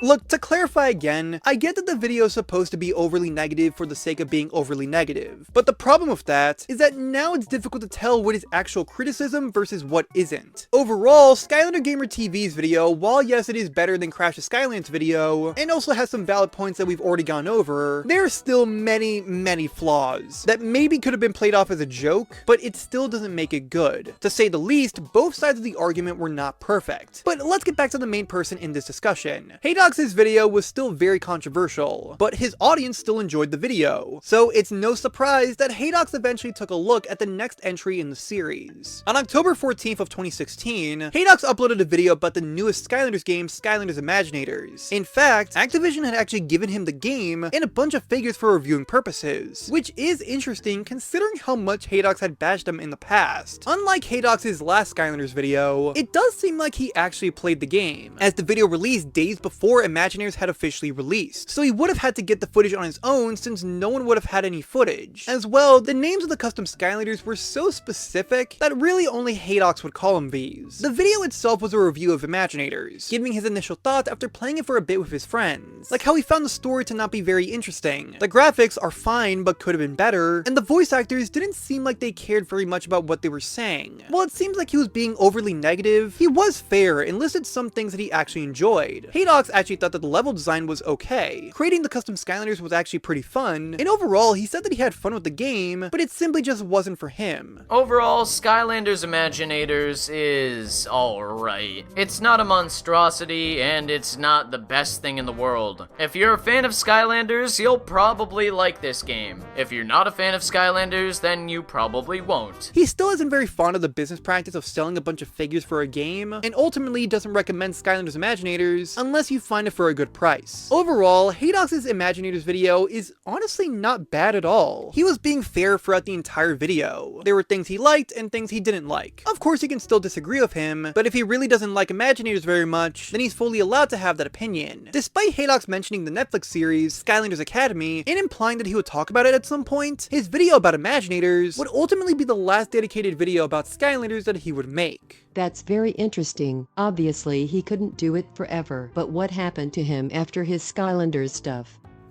I wonder what did happen to him. You see, the joke is that I don't know what actually happened to him, but I actually do know what happened to him, you know? I'm gonna explain it to you right now. Regardless of how you felt about his Skylanders videos, Haedox continued to be a successful content creator. When his original Skylanders video had come out, he was close to 18,000 subscribers, and at his peak, had over 165,000, and he was consistently getting hundreds of thousands of views on his videos. It didn't even matter what the topic was. People genuinely wanted to hear what he had to say. Even the Skylanders discussion videos were building up in views, as the original had gotten over 620,000 views, and his Imaginators review had gotten close to 200,000. It's without a doubt that Haedox was a good YouTuber that people wanted to hear from. Although, unfortunately, around this time, Haedox's mental health really started to take a toll on him. This was due to some very serious moments in his personal life, which out of respect for Haedox, we won't be going into too much detail here. Understandably, these horrible moments really affected Haedox, and he would take occasional breaks from his YouTube channel to prioritize his mental health. Along with his returns, he always expressed how he still wanted to be creative and produce content. I hope to still make stuff that's, you know, creative and fun. Some of it to make your brain go, you know? Even when he said that he was quitting being a YouTuber. This is gonna be the last video I post Maybe I'll make music if you still want to follow me on Twitter. Maybe I'll write a book if you still want to follow me on Twitter. Although, leading up to this first quitting video, it was pretty apparent that he wasn't really into video games anymore, as the majority of his last videos were about topics surrounding video games, but not about the actual games themselves, and this will be confirmed in Haedox's last proper video, where he announces that he hadn't played a game in over a year. Despite this, Haedox still showed a desire to make more videos, but outside of gaming content. I believe that I can take this channel to a really entertaining place again and keep making original, captivating content that, you know, eventually branches outside the realm of gaming. I want to continue to innovate and be productive in this creative space, which I still adore. I dream of finishing this channel in the fashion that was always planned. So much more to show all of you. As well, it seemed that some of the personal views on his content had also changed, specifically with his infamous Skylanders video, as the thumbnail and title were changed, and now called Young Dumb Teen Rants About Skylanders for 9 minutes. As well, remember that first Skylanders video he made, where he discussed his dislike for Crash being in Skylanders? Well, that one got updated as well, to Grown Man Upset Over Crash in Skylanders. Make of this what you will. Either way, you can tell that Haedox still wanted to continue his channel, even if he didn't want to make gaming content anymore. Unfortunately, like I said, his quitting gaming video would be the last proper video uploaded to the channel, as on August 31st of 2023, Haedox would do one more livestream, where he announces that this is the end of the Haedox channel again. In said livestream, he would watch, discuss, and reminisce on his old content, while also explaining his desire to move on from the Haedox channel and go on with his life. He does briefly touch on his Skylanders video. And then this one is the infamous one. Oh, I talk. This is the Skylanders video. The Skylanders review, man. This video is crazy. So many people got mad at me for this video. This is a video we used to watch as a stream. Was somebody who was like throwing Skylanders at a picture of my face, which was a based video. And if you ever see this video, like it and comment a nice thing, because it's awesome. It's so funny. And reveals that due to financial reasons, Haedox had to sell the Skylanders that Activision had given him. Oh, this Skylanders thing is so fascinating. They sent me $200 worth of Skylanders, and then I sold it. I know that's really unethical, but I was strapped for cash, and I literally was like, I put it on eBay, and it was so funny. Ultimately, after giving his formal goodbye and ending the livestream, this would mark the end of the Haedox channel, or so we thought, as on December 30th of 2024, Haedox would upload the video titled From Content Creator to Catholic, The End of Haedox, as another proper goodbye to the channel. In his last and likely final video, Haedox explains that he's fully invested into his religion, apologizes for using others' gameplays in his videos without permission, and not actually playing the games that he talked about, but most significantly, Haedox disavows all of his previous content. I would just like to say I don't condone any of the videos I made. I don't condone the things I said. I don't condone the behavior I was doing. I think a lot of the things I was doing was inappropriate and wrong, and especially with just some of the weird humor I don't think is funny.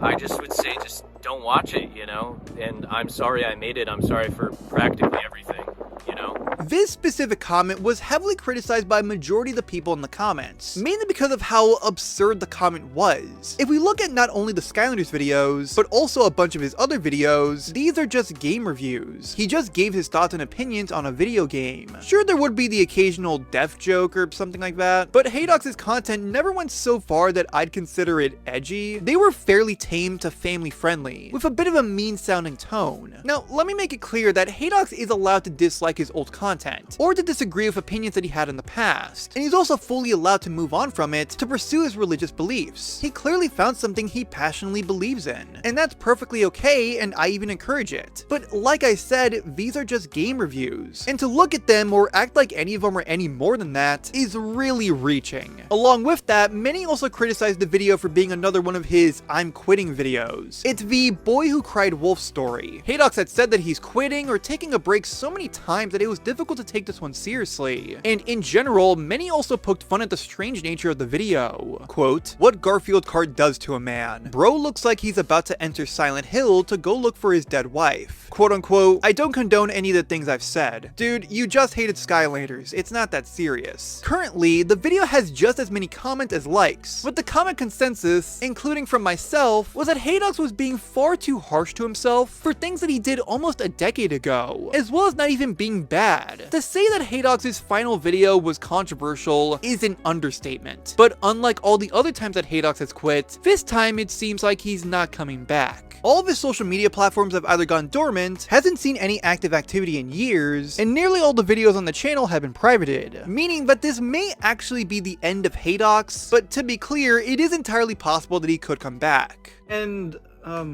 Birdup's girlfriend, are you okay? Yeah, of course, but I wanted to hear everything you had to say. Now if I could ask, how do we wrap up this conversation? Well, before we get there, I do want to clarify some things. While I'm aware that Haedox has been gone from the internet for a while, I must emphasize that with Haedox and anyone else that I've mentioned, please do not attack or harass anyone that I mentioned in this discussion. My goal of this and all of my talks are simply just to document media and give my opinions on topics, not to be an asshole over things that happened years ago.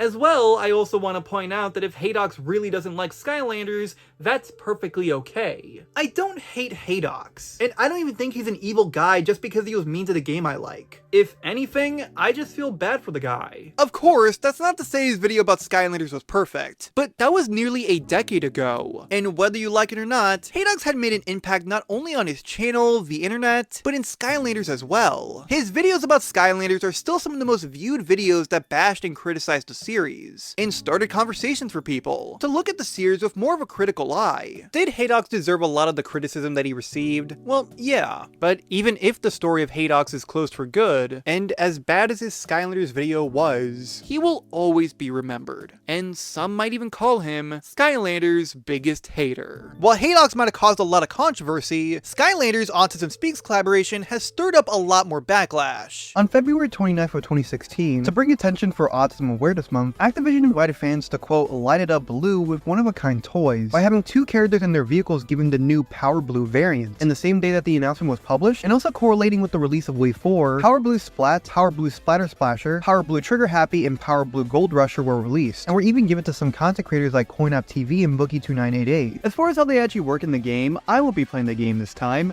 Birdup's brother will. I did not agree to any of this. I'm not playing Let's just get this over with. Let's go with this one first. Wow, she's some girl with a paintbrush. This reminds me of a game that released in 2015. Bro, I was thinking like the same thing. That game is terrible. Holy shit, how can she go underwater with that boat? You do know it's just a game, right? Whatever you say, loser. Wow, now I feel like a proud American. He has a big ass truck, is clearly on cocaine, and has the weapons from Fortnite. At the end of the day, there are just variants for characters that already existed. But what if there was meant to be one more for Imaginators? The character Ember was meant to get a Power Blue variant with, well, Power Blue Ember. But if you don't remember this existing like the other unreleased variants, it's because it was never officially announced. In fact, the only reason we know about her is because Philip... I need to learn how to read. A person who produced a lot of art for the Skylanders series posted a large batch of renders on ArtStation, with one of them being Power Blue Ember, but didn't really go into detail about any specific render. Even then, images for Trigger Happy and Whamshell and Imaginators were in here, which just doesn't really make sense. It's possible that some of the images were made for fun, but what does that mean for Power Blue Ember? Was it a joke? Or something that the Skylanders team considered but eventually scrapped? Honestly, who really knows, as this image is the only thing to show that she ever existed. And other than that, that's really it. Wait. What? Do you even know the people they worked with? What are you talking about? Okay, look, here's one of the promotion art. I'm going to move, just don't get scared. Oh no. Disclaimer, don't be mean to people. Autism Speaks is a well-known non-profit organization that claims to help people who have autism, but is very controversial for having various different problems. First off, the logo. In 2016, it was an image of a puzzle piece with blue and white colors, which, side note, are the same colors for the Power Blue variant. The earliest design for a puzzle piece as a logo was with the National Autistic Society, where the logo shows a young boy in the middle of a puzzle piece. But the puzzle piece is controversial, as others have stated that it makes people with autism feel like they're incomplete or something's missing. And even then, the creator of the image made it because, at least at the time, autism was seen as a quote puzzling condition. But even then, the colors are also harmful, as both logos are under the belief that autism only affects boys, which is just factually not true. And even then, it's actually a point of conversation that girls are better at hiding their autism than boys. They did eventually update the logo to have more colors, but the problems don't stop there. They claim to try to find a cure for autism when that's just not possible since it's not an illness, but they'll definitely try to convince you of that, as in their now deleted video named I Am Autism, a voice is speaking in a scary tone to represent autism, as it states that, I work faster than pediatric AIDS, cancer, and diabetes combined. Ah yes, comparing one of the worst illnesses that harm the person who gets it, hurt families, and still has no cure, to something that makes you think differently. They did eventually remove it and apologize, then updating the apology because wow, like how does this even count as an apology? They said sorry once at the beginning and then cry about people re-uploading the video. And to be fair, using old disavowed content to try to get an own on someone is very unfair, but the thing about Autism Speaks is that if you take a look at their back catalog, it's clear that they haven't really learned much. It is worth noting that according to their website, they quote, no longer advocate, support, or discuss searching for a cure. But when this word is associated with your organization for so long, and even then is buried in a bunch of text, it's difficult to separate the two. Holy shit, is there any more? Okay, well, yeah, you see. Just say yes, you idiot.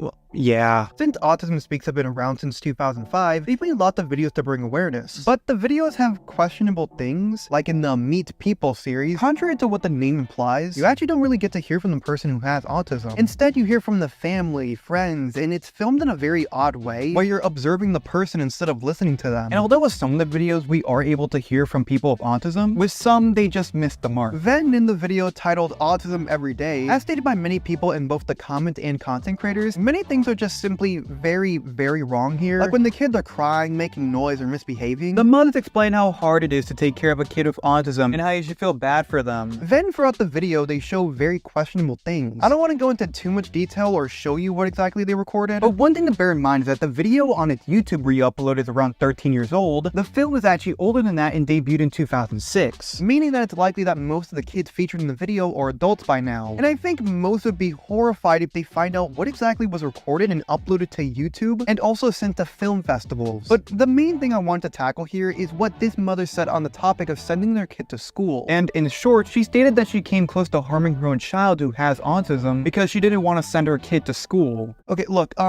the name of your child and anything implying any sort of harm towards them should not go in the same sentence. It's one thing to have this go through her head, but the fact that she said this with a smile on her face and the kid right behind her is just screaming bad parenting. Look, there's over 400 videos on the Autism Speaks channel, and also tons of other issues that the organization has, like how in 2018 very little money was used to support families. But I personally don't want to speak for other people, and there's tons of creators who made content around Autism Speaks, going more into the bad things that they've done. My point is, Autism Speaks, although on the surface seem like they're trying to help out, they depict it more like some kind of disease. And they seem to treat people with autism like they're broken and they need other people to speak for them. But despite the issues, many companies still support and even work with the organization, like Home Depot and Chuck E. Cheese, and even big entertainment media, like the ABC show The Good Doctor, and yes, even Skylanders. But even after all that, there's still one question that remains. When will you stop this Skylanders nonsense? Why have you wasted your time with this shit? Does anyone know where Andre went? I like Skylanders, and honestly, I just kind of forgot.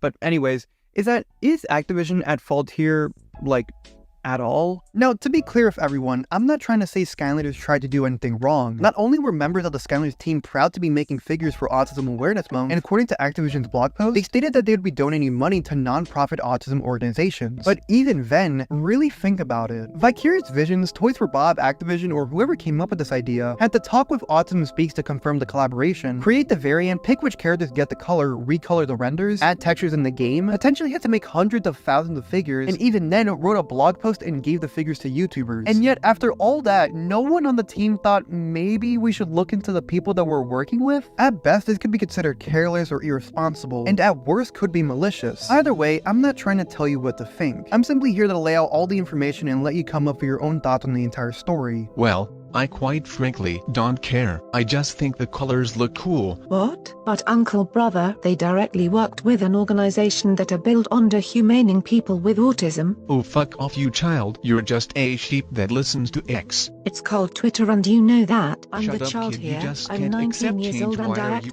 Hey Andreas, look, I got the game for you. The Power Blue versions of Splat in her vehicle cost more than her normal counterpart, as her figure's around $20 and the boat costing $15. But the opposite is true for Trigger Happy, as his Power Blue variant is actually cheaper than the original version, with him and his vehicle being priced at around $30 each. Overall, the topic is hard to pick a side on. On one hand, Activision just wanted to show their support, and if anything, I don't think they meant any harm. But at the same time, they really should have looked into who they were working with, as even back then, people criticized them for working with Autism Speaks, which although weren't as loud as compared to the support that they got, they probably just didn't want to cause any more controversy, and scrapped any future plans for the variant. In the years since, people have looked back on the Power Blue Skylanders, and even if they liked the colors, are disgusted that they ever worked with the organization. But I want you to have your own opinion, and I would love to know what you think about the topic, as it's no doubt that this is Skylanders' controversial collaboration. We've been pretty negative so far, so let's switch gears and take a look at the first official Skylanders merchandise in 7 years. Skylanders is a Bring Toys to Life series where you place a figurine on a portal, and it works in the game. The series was popular and successful in the early 2010s, and although the franchise hasn't received any significant content in years, the series has been kept alive by a small but loyal community of people, and continue to discuss different aspects of the series or by playing the games and enjoying the series for what it was. Youtooz is a collectibles company that makes figurines, plushies, pins, mugs, lights, and so much more. While they started out by making products for content creators and internet memes, they expanded to making products for pretty much anything, even for series that have been considered dead, but still kept alive by the communities. For franchises like Banjo-Kazooie, Conker's Bad Fur Day, and Little Big Planet. So with all this in mind, over the years of Youtooz existence, many have requested that Youtooz make products for Skylanders, and although seeming like a bit of a stretch, it was technically possible, as Youtooz have made plenty of products for the owners of Skylanders, Activision, for series like Call of Duty, Crash Bandicoot, and Spyro the Dragon. And they've also made lots of figures, plushies, and pins for Microsoft, who are technically the actual owners of Skylanders, for stuff like Minecraft and Halo. Simply put, it wasn't impossible, although they did use the Skylanders hashtag on TikTok, showing they at least knew that the series existed, but at the time, nothing would be announced. That was until October 2024, where Youtooz hosted an AMA on their subreddit. One answer really stood out. Asked by Reddit user Monet for Nakama, their third question would be, Skylanders please? And Youtooz responded by stating, quote, Skylanders will come early next year. And to say that this was big is an understatement.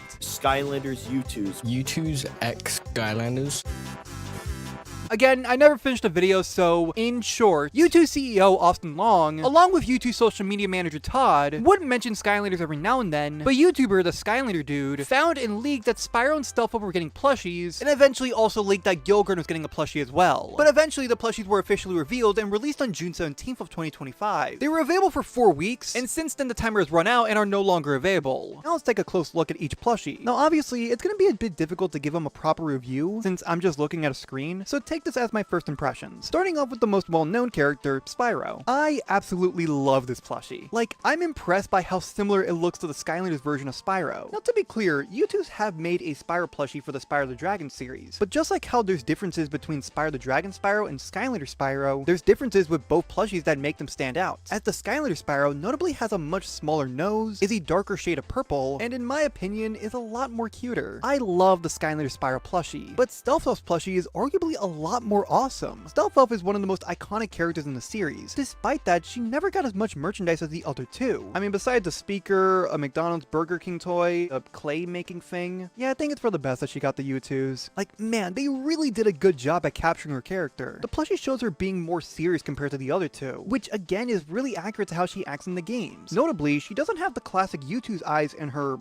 eyes, and instead can be seen on her wrist strap. It definitely works, and I actually think it looks better than if they gave her the Youtooz eyes. Stealth Elf is awesome. I love it, and in my opinion, out of all 3 plushies, Stealth Elf is the one that I'd highly recommend the most. But there is one more, and probably the one that everyone loves, Gilgrunt. Gilgrunt was more or less a surprise to me. I was fully expecting him to release later on, but I'm happy he's here either way. Just look at him. How could no one want this fish man? He's just silly looking, and it works really well. Like really, he just speaks for himself, and any new or old Skylanders fan would love to have him. Out of all the Skylanders, these 3 definitely deserve to be the first plushies. They're arguably the most well-known, known, have lovable personalities, and easy to understand designs. And their YouTube's plushies represent so much of why people love these free characters. Whether it's because of the sales or the popularity, YouTubes have continued to release products for Skylanders, as the next release had figures and pins for T-Rex, Trigger Happy, and Pop Fizz. Then the next wave also had figures and pins for Stealth Elf, Spyro, and Eruptor, with the most recent release being Valentine's Day plushies for Spyro and Cinder. And along with that, YouTubes are planning to release more things related to Skylanders. The Skylanders YouTubes are awesome, but when success comes, there's gonna be people trying to take advantage and make bootlegs. Fakes, counterfeits, bootlegs usually refer to products that are made without the permission from the original owners, to either trick the consumer into thinking it's an official product, or it's a cash grab with no real care behind it. Bootlegs have been around for a while, and likely will continue to exist forever. Mario, Batman, films, video games, literally anything has gotten its own form of a bootleg counterfeit, including Skylanders. While Skylanders hasn't gotten as many bootleg products, the ones that we're specifically talking about today are ones that seem very, very, very similar to the official products, but to actual Skylanders fans, it's pretty obvious that they're not. But how could that even happen? I know, why would anyone want to rip people off? No, I just realized I'm driving you to a fucking mall instead of hanging out with my family. The earliest mention of these Skylanders bootlegs was in April of 2012 on the Dark Spyro forums, where user Ocaps posted about what they discovered, and although their images no longer worked, as the thread continued, more images and links to the figures would appear, and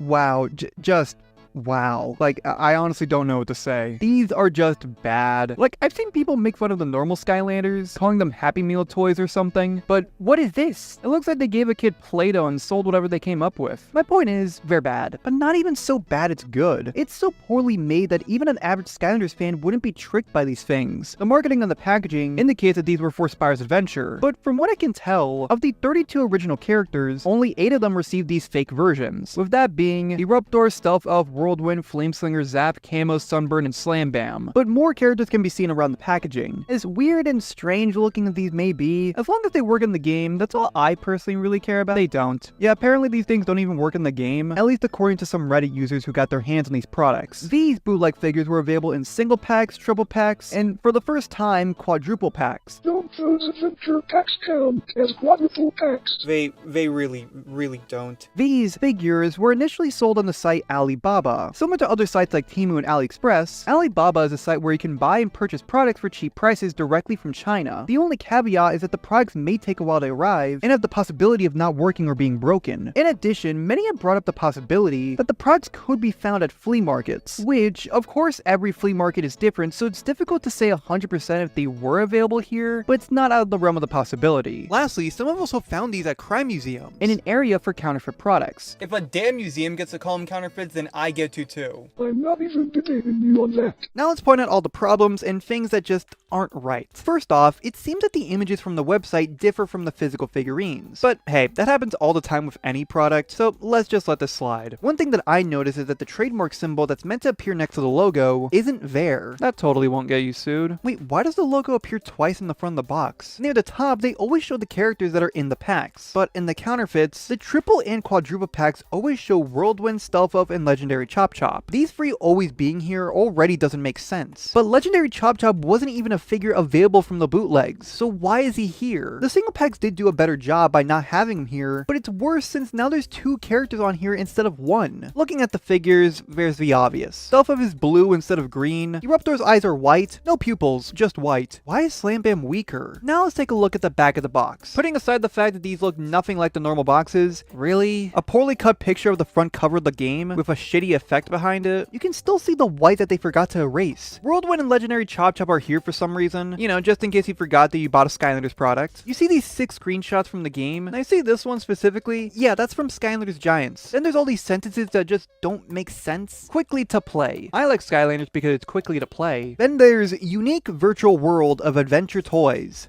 What? Yeah, I give up. The last things on here are nothing out of the ordinary. There's a barcode, a warning not to let anyone under free play with these, saying that the toys were made in China, but there's one fairly significant thing, the CE. This symbol usually appears on products that are approved to be safe. The C and E on the symbol are at least a circle away from each other, but given how simple it is, it's become very easy to fake, as some bootleg companies simply just put the letters closer together, and this logo appears on the Skylanders bootlegs. To an average consumer, you may have not even noticed that the logo looks different. different and could potentially be dangerous to own, which is fairly concerning in itself. But hang on, it gets worse, because there's rumors about these products that allegedly these figures are actually toxic.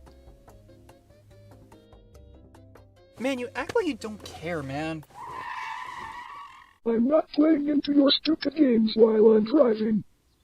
Asshole. Anytime these bootleg figures are brought up, it's been claimed that the paint that the figures use contain lead. And from reports, the paint they use on them have lead in it, so that's a bonus. They are probably made from lead-based paint and are used as cake toppers. Now, I really tried to find where exactly this rumor originated from. The closest thing that I found was on the original Dark Spyro forum post discussing the bootlegs, as OCAPS also stated that, quote, disclaimer, there's a good chance that these were made of solid lead and radiate toxic gas, so you probably shouldn't buy them if you value your health. And also looking at any figurine from Alibaba, it always gives this warning, quote, warning, toys may contain substances such as lead and phthalates, which are known to the state of California with cancer and or reproductive risks. At the end of the day, if these Skylanders bootlegs are safe to own or not, that's the unfortunate reality of buying bootleg products. Most of the time, you don't know who's making it, how it's being made, or even if it's safe to own. I did want to find who made these things in the first place, but like most bootlegs, that answer isn't as clear. Everywhere I tried looking led to unrelated people who likely have nothing to do with these bootlegs. But with that being said, given how terrible and gross looking the figures are, they don't work in the game, the allegations of having lead, on top of all that, the fact that they're making products off of other people's work without permission, I just can't recommend these bootleg Skylanders figures. If I'm being as fair as possible, despite the fact that I'll always be critical towards bootleg companies, I do to some extent see the value and could understand why people would be interested. But these Skylanders bootlegs specifically, even if the rumors of lead in the paint is false, they're just bad looking. Pretty much, if you buy these things, you're getting screwed over in every single way possible. But even then, good luck actually trying to get these things. Aside from these Reddit posts that claim to have found these bootlegs sold in the app Vented, I wasn't even able to find one listing for these stupid things. So for now, while I can't put an exact price on these things, they're still not worth getting. Oh no, very sad.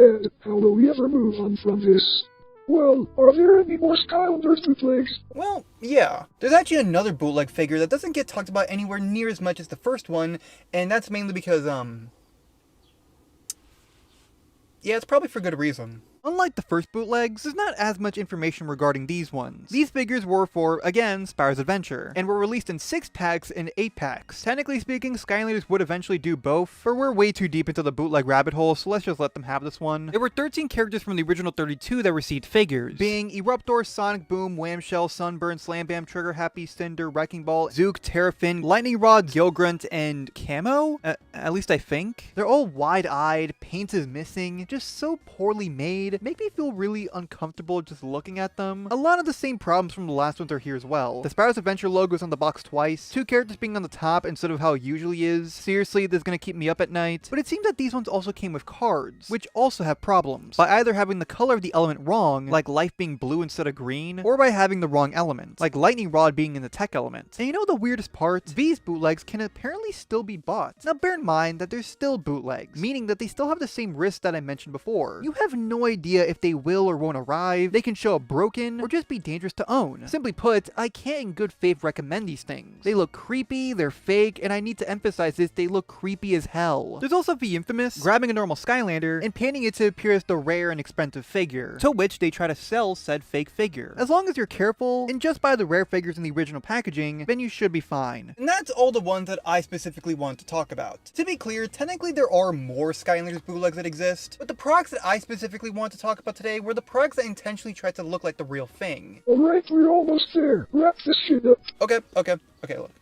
Bootlegs are not perfect. While yes, not every bootleg are dangerous, they still attempt to try to profit from the hard work of other people. And while we may not know the exact reason for why the Skylanders bootlegs were made, it would probably be better to avoid them. They're not the real figures. And arguably most importantly, some of these always have the chance of causing harm. It's something that personally speaking, I'm just not willing to risk. Because at the end of the day, these are Skylanders bootlegs. These products aren't the only ones, as this device tries taking advantage of the resurgence of Skylanders. Skylanders. Skylanders and Amiibo are the most beloved franchises to come from the Toys to Life genre, but at the end of the day, they're still a piece of technology. The toys can just stop working, and to replace them or even start your collection can be quite difficult, as the prices are simply just going higher and higher. It's understandable that you want to try to find alternatives, but I found a product that tries to take advantage of that desperation, named Galibo, a device that claims to have hundreds of Skylanders and Amiibos preloaded onto it. It sounds like a dream device to any Toys to Life fan, but if you take a deep look into it, they have done many scummy practices that it just makes me say, do not buy this Skylanders Amiibo product. And I just realized that Birdup is still getting ready for dinner.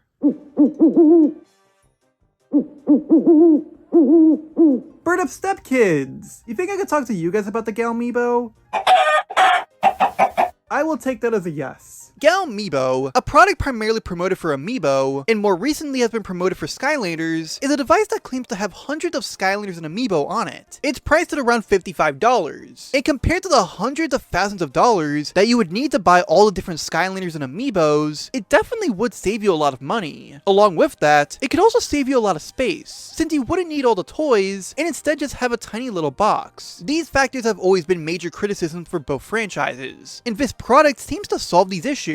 But that's really where the positives end, as there's one important thing that I haven't mentioned. The Galibo isn't exactly an original product. Despite how they proclaim that they created the product, I finally created a device that lets Skylanders fans unlock any character they want. The Galibo is actually just the All-Meebo, a device that has existed as far back as 2023, and is also currently available on sites like AliExpress. While there are various listings for the product, doing some math, let's just say the All-Meebo is generally priced at around $15. What I'm trying to say is that Galibo is a drop-shipped product. They buy the stock for cheap prices on AliExpress, then rebrand it as their own thing, and sell it for 3 times the price. Literally the only difference is that the Galibo has a little sticker with their logo on it. You are getting ripped off if you buy the Galibo. Now, legally speaking, they're fine because it's not illegal to drop ship a product, but it's most definitely illegal if you sell copyrighted work. Obviously, having files of copyrighted work, throwing it on the internet for free, then having people download them is illegal. It's considered piracy and can get you in trouble. Of course, there's always the argument that the intention isn't to create piracy, but it's meant for archival purposes. It's to ensure that this content is preserved and not lost, and can be seen or used for future generations. This discussion can honestly go on forever, as both sides make fairly reasonable arguments. What you most definitely can't do is take that copyrighted work, repackage it, and resell it. You're basically putting a gigantic target on your back for someone to sue you. Before, it can be debatable if the original owners are actually losing money, but now, since the resellers are making a much cheaper alternative of the copyrighted work, the original owners now have a case, since the resellers would be directly profiting off the pirated work, which is what the Galibo is doing. Skylanders owners Activision, their owners Microsoft, and Amiibo's owners Nintendo do have a case. While Activision and Microsoft are likely not going to do anything, because they haven't really had a history of taking down things related to Skylanders, aka they don't really care, the same certainly cannot be said about Nintendo, as the company is fairly infamous for taking down things that they claim have violated their copyright. And specifically for this instance, Nintendo does have a case, as you can argue that the Galibo could be seen as direct competition to Nintendo's still readily available product. Now, to be clear, will Nintendo, Activision, or even Microsoft actually do anything about this? Well, obviously, I can't say anything for certain. It's definitely not out of the realm of the possibility. And if you are planning on buying one of these things, that is something that you should be concerned about. You're essentially putting your money to something where there's no guarantee that you will receive the product, as Galibo could easily shut down tomorrow. And if that wasn't enough, now let's talk about some of the more questionable practices on their social media pages. You'll notice that a lot of, if not all of their content is just the same reused footage, and have tons of just random things that rarely have anything to do with Toys to Life. With the latter, it comes to a shock to no one. It's very much likely that a lot of the footage used is used without permission. Now, let me clarify before proceeding. I understand you can make the argument that every YouTuber and TikToker has used someone else's content before. So why is it a problem when Galibo do it? Well, the problem is, it's painfully obvious these videos were only made to promote the Galibo. They're not really doing anything special with the stolen content. The videos start by presenting a fairly interesting topic. This guy just paid $7 $735 for a bunch of Amiibos. Then slides into an advertisement for the product. Bro got scammed. Let me explain. If you don't know, Amiibos are these small Nintendo figures that you scan into your games to unlock special items, characters, and hidden content. But buying them one by one, that gets expensive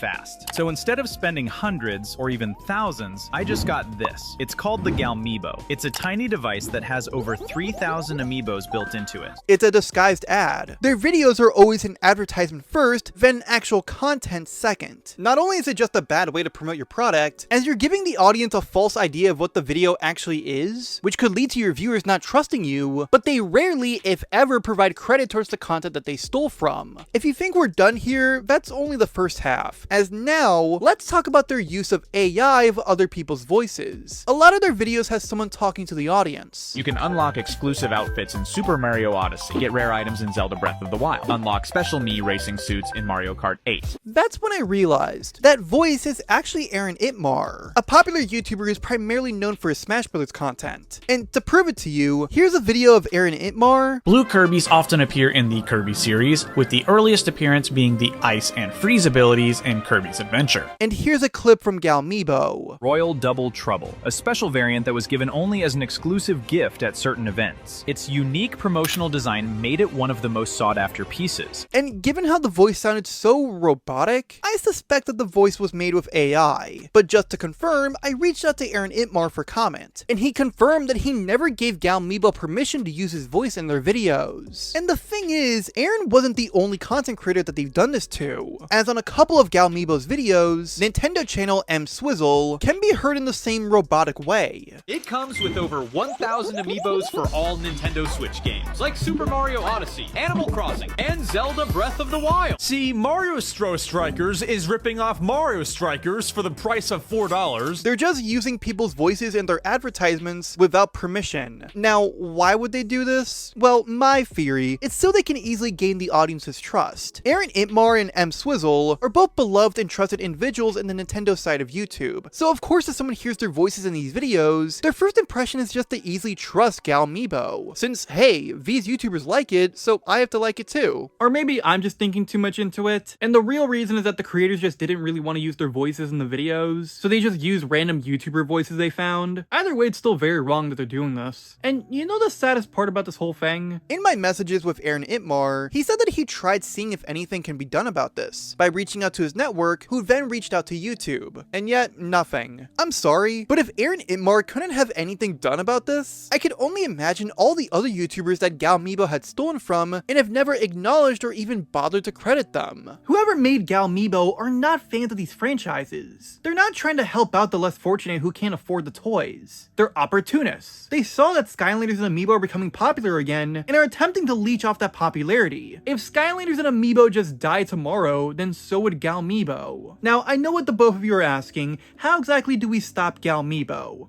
Well, that's kind of the problem, because upon further research and all the questions I asked, I don't think there really is a solution to this problem. Galibo is really just a tipping stone. There's plenty of other accounts doing very similar things under different names, like MeBuddy, or even an account just called AllMeebo. As pointed out by Aaron Itmar, the reality is, even if you do want to stop these guys, once you take down one of them, either another one will just pop in to take its place, or they can just start a new account and continue where they left off. So what can we, as the audience, the consumers, can really do? Well, in my opinion, it's simple. Do not buy the Galibo. Now, I feel like I've made this very clear throughout all my conversations that I can't tell you, nor do I care what you do with your money. And I also understand why people would want to buy the Galibo. It's enticing, and it's definitely a useful device. But there are much cheaper options than buying the Galibo, and while I can't necessarily endorse or recommend these other options, they definitely do exist. After seeing how much the Galibo is and all their shady practices, and the fact that this entire operation could could easily get shut down, I just can't in good faith recommend the Galibo. So, in my opinion, do not buy this Skylanders Amiibo product. Not everything is all doom and gloom, as let's talk about a contest where they let the fans get involved with the series. Skylanders has had a long business relationship with the Frito-Lay brand, where simply put, they just slapped the Skylanders logo on bags of Frito-Lay chips, where you can get involved with giveaways for figures, like the sidekicks, exclusive chase variant, or readily available characters. But on February 25th of 2014, Frito-Lay and Activision would announce the Skylanders name contest, where they gave fans the opportunity to name free characters, for a chance for it to be what they're officially called. Son, this is gonna be a mistake, but how do I join? I'm so glad you asked, my good, tiny, big animal best friend.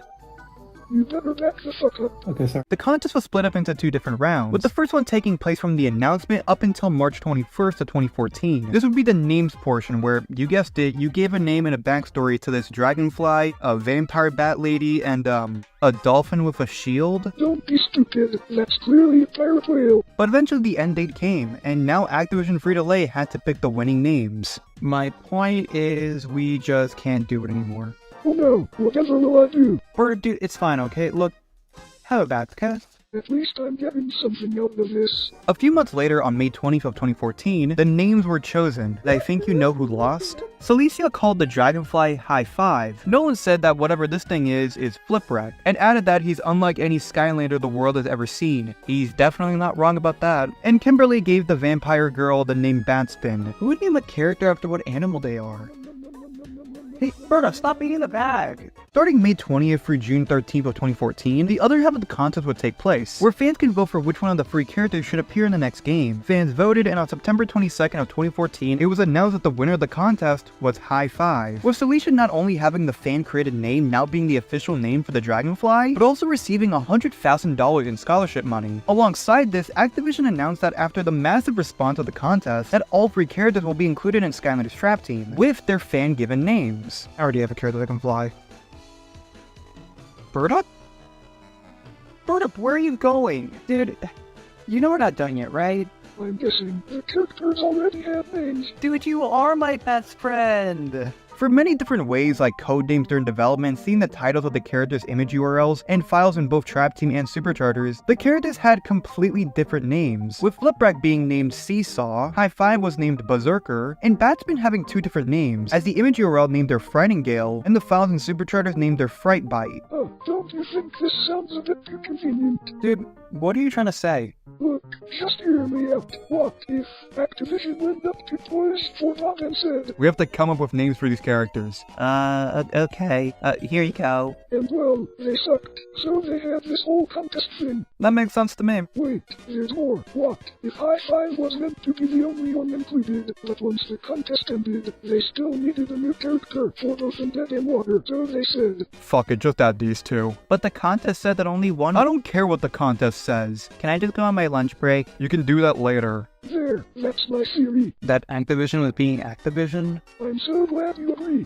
Despite these characters being a part of a big event, they were released a lot later in Trap Team's lifespan, with High Five technically being the first release, as around the time the game came out, Frito-Lay bags with giveaways of him were available. Pretty much, if you bought the bag, you had a chance of winning him. But in Wave 3, High Five and Batspin would release normally through single packs and triple packs, but only in Europe, as America had to wait until Wave 4 for both figures to release in single packs. The triple packs were exclusive to Europe for some reason. As for Flipwreck, instead of releasing alongside both his Frito-Lay friends, he'd be one of the last figures released for Trap Team, with him coming out during Wave 5 in a single pack. Now that I've shown you the entire history of these characters, are they any good in the game? No. Look, to be fair, the 3 of them are core Skylanders, meaning that no matter what, they're always going to be worse compared to the Trap Masters and the villains, but even on their own, they're pretty shit. High Five is surprisingly, in my opinion, the best one, as he's fairly fast and has Drobot's lasers. Batspin has a lot of bats, and Flipwreck, every attack is like hitting someone with a napkin, and in general, throughout the entire Skylanders community, he's considered one of, if not the worst characters in the entire series. So you wasted another month of your life.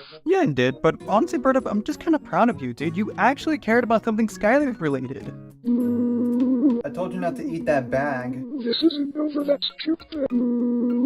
All three of the free-to-play Skylanders are relatively more expensive compared to the average core Skylanders, with High Five being the cheapest at around $20, while Batspin and Flipwreck, likely due to their small releases and coming out near the end of Trap Team, both go for around $30. Overall, all three of these Skylanders, even if they're not the best, they're a part of one of the most interesting things Skylanders ever did. We can sit here all day and speculate as to why the contest even happened, but it still gave fans the opportunity to feel more involved with the series. The event would be the final collaboration Skylanders would ever do with free-to-play, and even though there was almost 20,000 submissions, most people have moved on, making this the Forgotten Skylanders contest. The name contest was interesting, but did you know that Skylanders had a lot more guest characters than you may realize? And today, I want to talk about the other crossover characters that are in Skylanders. We all already know that characters like Donkey Kong, Bowser, Crash Bandicoot, Dr. Neocortex, Spyro, and Cinder are all from other franchises that made appearances in Skylanders. But I want to dig deeper. Some characters played very small roles, or people just don't talk about them as much compared to the main six. So today, we're talking about Skylanders Forgotten Crossover Characters. Lovely, I'll go get us some snacks.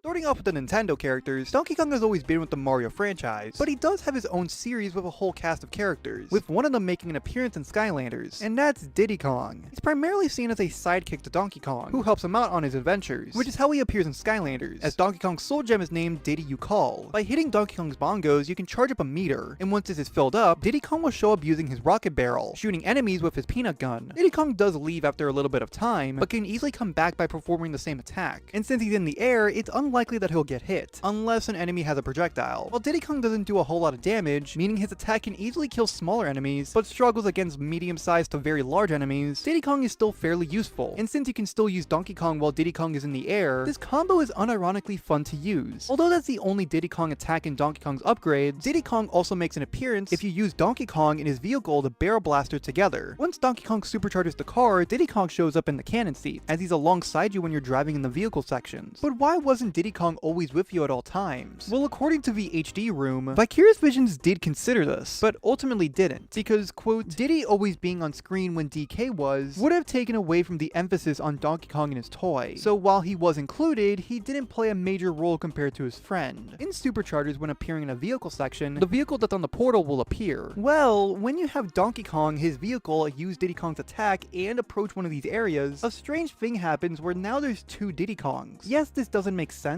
but in Skylanders, since two players could already be two characters at the same time, this in some weird way does make sense. What makes this even weirder is that if you use two Donkey Kongs, now there's 3 Diddy Kongs at one time. Diddy Kong also makes an appearance on this render of Donkey Kong and his vehicle, on the packaging of Donkey Kong's combo pack, the normal and dark versions of Superchargers on the Wii U, and on the back of the game's case. And lastly, although Diddy Kong can be used with the dark variant of Donkey Kong with all the previously mentioned things, unlike the dark variant of Donkey Kong, who is wearing dark clothing, Diddy Kong doesn't, and wears the same clothes regardless of which version of Donkey Kong you use. Diddy Kong also has the same limitations as Donkey Kong, meaning he can only be used on Nintendo consoles. Specifically, Superchargers on the Wii U, Superchargers Racing on the Wii and 3DS, and Imaginators on the Wii U and Nintendo Switch. Although, due to the Switch not having the racing mode, on this version, Diddy Kong can only be used when using Donkey Kong's attack. Since these figures are required so you can use Diddy Kong, currently Donkey Kong goes for around $13, his dark variant goes for around $30, Barrel Blaster goes for around $10, and the dark variant goes for around $20 to $30. Nice, he seems very cool, and if you think about it, Father is kind of like your sidekick. Well, I wouldn't say that. He's more like my best friend who kinda hates me. Bowser in the Mario games doesn't work alone, as he has a lot of helpers who attack our main characters, and some of these minions also made appearances in Skylanders, starting off with one of the most iconic being Koopa Troopa. Koopa is one of the more easier characters to attack. They usually try running towards our main characters, we can simply just jump on them and hit their shells to send them spinning, and this simple motion is one of Bowser's first attacks, where Bowser stomps the ground with a Koopa popping out, or if he's in the air, he pulled it out of his pocket. Like really, what is he doing? Koopa approaches enemies and attacks them, doing very little damage. He is very weak, attack-wise and health-wise, as Koopa can be killed in one hit, but you can either just jump or hit Koopa with Bowser's hammer to send them spinning, where he can hurt enemies, but usually bounces off of walls and doesn't have a specific target. With that being said, this is where Koopa really shines, and it's actually fairly useful. As a plus, you can also spawn in 3 Koopas at a time, but still dies in one hit if they're in their shell. The first Koopa upgrade is Shell Smash. If you hit Koopa with Bowser's hammer, Koopa will spin faster and cause more damage. I need to learn how to hype things up better. The upgrade after that is Red Shell, where all Koopas will now have, well, red shells. And when they're spinning, they will directly target enemies. Just like in the games. Yeah, we're gonna be saying that a lot, I'm sorry. While the last two upgrades were actual useful and welcomed additions, the next upgrade, Royal Authority, is our first bad upgrade. Now when stomping to send out another Koopa, nearby Koopas will stop spinning. I guess it's useful so you can get a better spin on the other Koopas, but if you're not fast enough, then Koopa will jump out of his shell and attack normally, which, as previously mentioned, they're not very good when fighting. Next is the split paths. While Bowser's bottom path doesn't have any Koopa upgrades, his top path, Koopa Commander, does. The first upgrade is Warp Pipe. If you hold and release the stomp button, a Warp Pipe pops up, releasing free Koopas. It's fast, and even the pipe can cause damage and knock back enemies. Next, there's Koopa Paratroopa, where now all Koopas will have wings, and home in on enemies. They look cooler than before. Lastly, there's Super Koopa Spin. By hitting nearby Koopas, they spin faster and cause more damage. Yeah, it's good, but honestly, this and the entire path is just kind of underwhelming. Don't get me wrong, this path isn't bad and does give you good upgrades to the Koopas, but that's it. Like, maybe you could have spawned in more Koopas. Maybe give them some weapons? Either way, we're technically not done with them just yet, as Koopa is used in Bowser's Soul Gem, but it also introduces us to our next forgotten character, Dry Bones. Dry Bones is Koopa, but dead. He is still pretty cool and also makes an appearance in Skylanders. Bowser's Soul Gem is named Molten Bones. When using Bowser's third attack where he turns into Molten Bowser, pre-existing Koopas will turn into Dry Bones, or as the game calls them, Molten Bones. I'm calling them Dry Bones for the rest of this. Dry Bones acts the exact same way as the normal Koopas, but causes more damage, which, that's just disappointing. Yes, more damage is good, but I actually think this would have been a perfect opportunity for a health boost. In the Mario games, Dry Bones are not as easy to kill compared to Koopas. Koopas can be easily killed, but Dry Bones regenerates after a short time. It's not a bad soul gem, but it definitely could have been better. Although, Dry Bones also appears as one of the customizable pieces for Bowser's vehicle, the Clown Cruiser, named the Dry Bones Basher, where the front has Dry Bones' head, and it's specifically meant to be used with the Steeled Bone. Although it should be noted that on Superchargers and Imaginators on the Wii U, the Steeled Bone is gray, but on Superchargers Racing it's blue, and when using the dark version of the Clown Cruiser, Dry Bones' head is shiny. But there's also the bullets. Bullet Bill is essentially a bullet that comes from the cannons in Mario's games, and Bonsai Bill being a larger version of him, and he appears as one of the customizable pieces on the Clown Cruiser, as Bonsai Bill is the head on the vehicle, and the other intended part being a red shell with spikes, and using the dark variant of this makes the shell dark, and Bullet Bill appears as one of the attacks on the vehicle. Tapping the button sends a small bullet, but holding the button sends a larger bullet. Now again, the same limitation for Bowser also applies to the minions, where you can only use them on Nintendo consoles. Aside from the shiny Dry Bones, and the colors on the shell, the rest of the characters don't change appearances if you're using the dark variant of Bowser. Again, since these figures are required so you can use the minions, currently Bowser goes for around $15, his dark variant goes for around $60 to $70, the Clown Cruiser goes for around $8, and the dark variant goes for around $15. But there's also some Nintendo characters that were considered to be in Skylanders, but ultimately didn't make it into the game. Why are you on the floor now? I just feel like it, okay? According to the HD Room, Vicarious Visions did consider other Nintendo characters to be added into Skylanders. Specifically, Princess Peach from the Mario series, Kirby, and Fox McCloud from Star Fox, but for one reason or another, were not included. Peach was because the ideas that Vicarious Visions had for her character were not approved by Nintendo, because it was, quote, out of character, and also that Vicarious Visions weren't allowed to include any Mario hero characters. Kirby was not possible, since Nintendo don't own full ownership of the character, and Fox was not included because apparently Nintendo didn't want attention to be taken away from Fox's newest game on the Wii U, Star Fox Zero, and that was a great idea. And those were the forgotten Nintendo characters in Skylanders and also the canceled characters. Maybe we should move on to another franchise. Oh, really? Well, thank you very much, Burbs Niece. It's not like I was gonna do that anyways. Happy to help.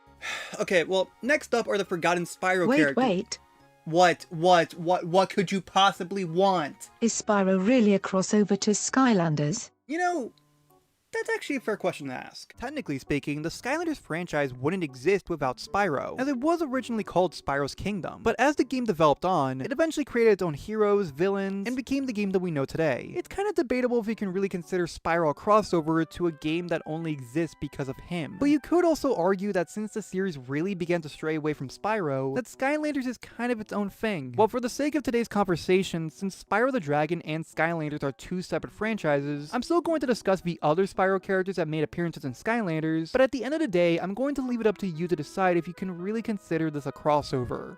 Cool. Aside from the whole bring toys to life thing, the Skylanders games are well known for having characters from the Spyro games, with Spyro and Cinder making various appearances. But Spyro's tiny little friend Sparks is also in Skylanders. Sparks is a well-known companion of Spyro. Wherever Spyro is, Sparks will always be there to help out, and out of all the characters we're discussing, Sparks is the only one that has a physical figurine, as he was released during Spyro's adventure in the Dragon's Peak Adventure Pack as a magic item. When using him, he'll follow you around, shooting fireballs at bad guys, and once an enemy is killed, butterflies will appear, which will give you some health back. But since Sparks is a magic item, he also has the same limitations. He'll disappear after about a minute, and can't be used for the rest of the level. He works like this in Spyro's Adventure, Giant, Swap Force, and Trap Team, but in Superchargers, all magic items are replaced as trophies that can be placed around the Academy. Although, Sparks does work differently, as he actually follows you around the Academy, similar to how he appears in the Spyro games. He doesn't do anything, but it's a cute little detail they added. As for Imaginators, all magic items in Imaginators work the same, and simply gives the Skylander on the portal 500 coins. Although, all magic items, including Sparks, do appear in the Collections tab. While that is how he works on the console games, Sparks works a little bit differently in the 3DS games. While he essentially does the same thing that he did in the first 4 console games, now you have to collect a certain amount of coins, radiant, or gems. Once you have enough, you can spawn in Sparks to help out. Although he does disappear after some time, as long as you have the required amount, you can use Sparks as many times as you want. Regardless if it's coins, radiant, or gems, they're pretty easy to collect, so Sparks is actually pretty useful and easy to use. Lastly, Sparks also technically works in Superchargers Racing, but as a generic magic item. Go to this section that lets you use magic items, place Sparks on the portal, and get 1 star. Very cool and awesome, I know. Sparks also appears in other pieces of Skylanders Media, like the web game Skylanders Universe and the mobile game Skylanders Cloud Patrol. The only other noteworthy thing about Sparks is that for some reason the games just don't know what to call him. In most of the console games, they call him Sparks the Dragonfly, but in Trap Team, they simply just call him Sparks. And in every 3DS game, Superchargers Racing on Wii, and even his own character card name him Sparks Dragonfly. Overall though, I like Sparks. While not being the most useful or a must-have character to own, he's fun to have around, and given how cheap he is, being priced at around $5 or so, it wouldn't hurt to have him in your collection. Our next character is someone who barely made any appearances in the mainline games, but left an impression on anyone who saw him, and that's Malefor.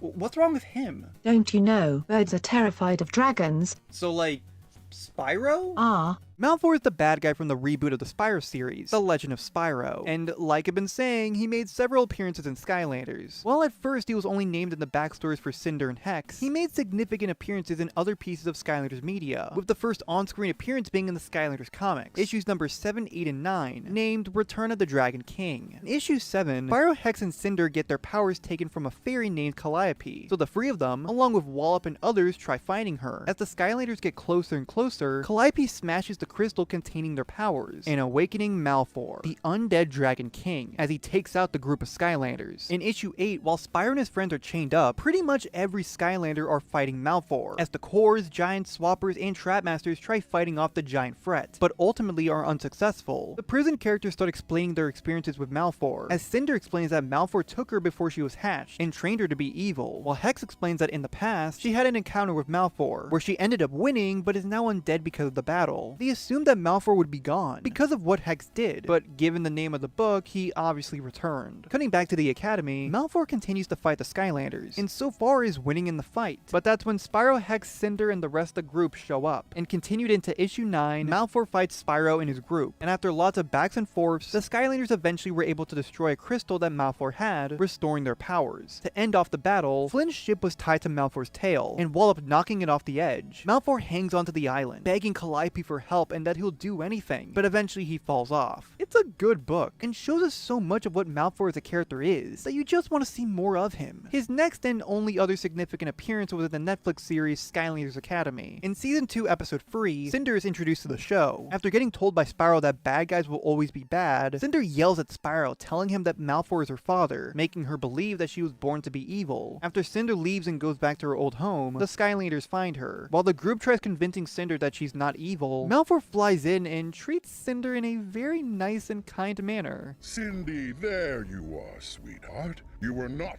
at the mall like you said you'd be. Anywho, Taco night? Malefor attacks the Skylanders, as he laughs at the idea that Cinder would want to be like them. Malefor mainly attacks Spyro, but as Spyro finally convinces Cinder that she can be good, Malefor notices the type of dragon that Spyro is, as he reveals to Spyro that his family is extinct, and that he helped get rid of them. Malefor attempts to kill Spyro, which is when Cinder jumps in and attacks her father, which ultimately results in Cinder and the rest of the Skylanders leaving, and Malefor essentially disowning Cinder. And I am not saving you any tacos!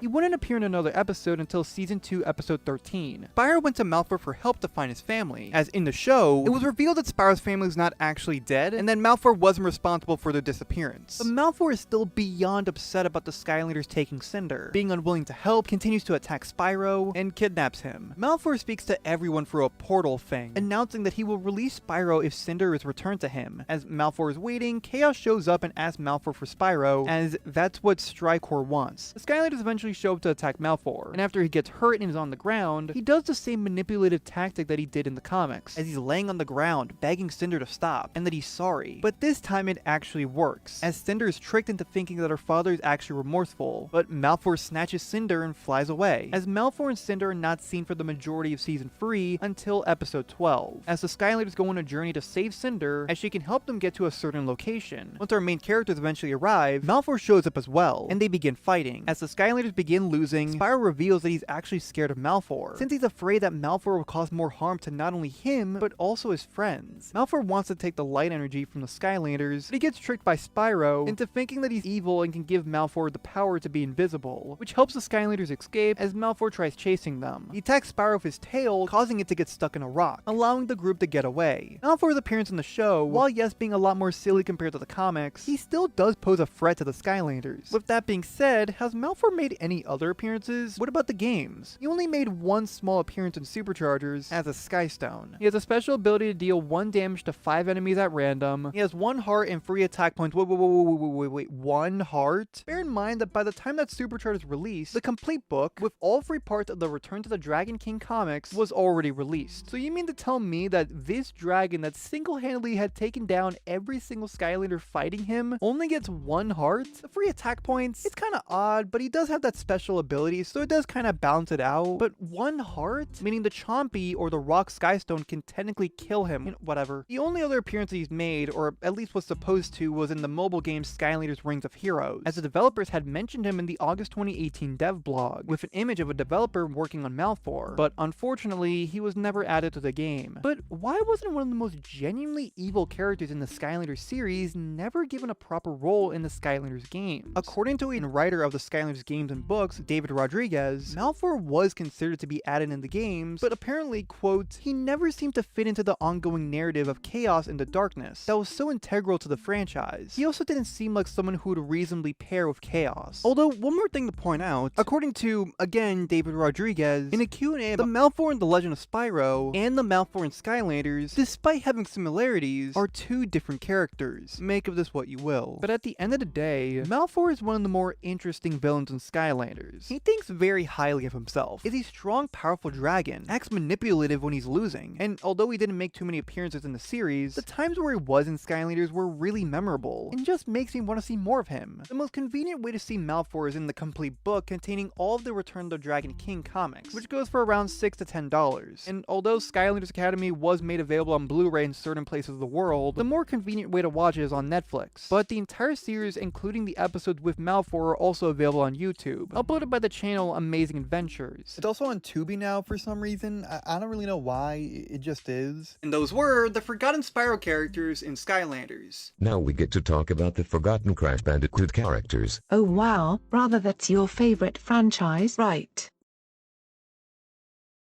Yeah. Our first character is Crash's friend, Aku Aku. Why do you keep moving? Aku Aku, while yes being a good friend of Crash, he acts more like a protector, a mentor, and in general, someone who wants nothing but the best for Crash and his friends. He appears alongside Crash in Skylanders, and out of all the characters we're discussing, Aku Aku appears the most. Starting with how he appears with Crash's attacks, Crash in Imaginators is one of the only characters to have multiple lives, meaning that if he dies, he can easily respawn if he has another life. And thanks to the 5 to life upgrade, he has up to 5 lives, and Aku Aku is involved in this. After Crash gets revived, Aku Aku will spin around Crash, Crash, protecting him, and will also damage enemies if they get close. The only upgrade that directly benefits him is in Crash's top half named Aku Aku Dash. After Crash dies, he can run faster for a short time, and Aku Aku protects Crash longer. Although he doesn't do much, he is useful, and you'll probably be seeing him very often since Crash doesn't have a lot of health and dies fairly quickly. Not only does Aku Aku also appear to protect Crash when he's fighting the Sensei Shrine, speaks for Crash when you first tap him in. Fear not, Portal Master. I, the wise Aku Aku, will act as translator for Crash Bandicoot and assist in making your Imaginators more powerful than ever. If you have Imaginators from the Brawler class, Crash would like to train them in a secret technique.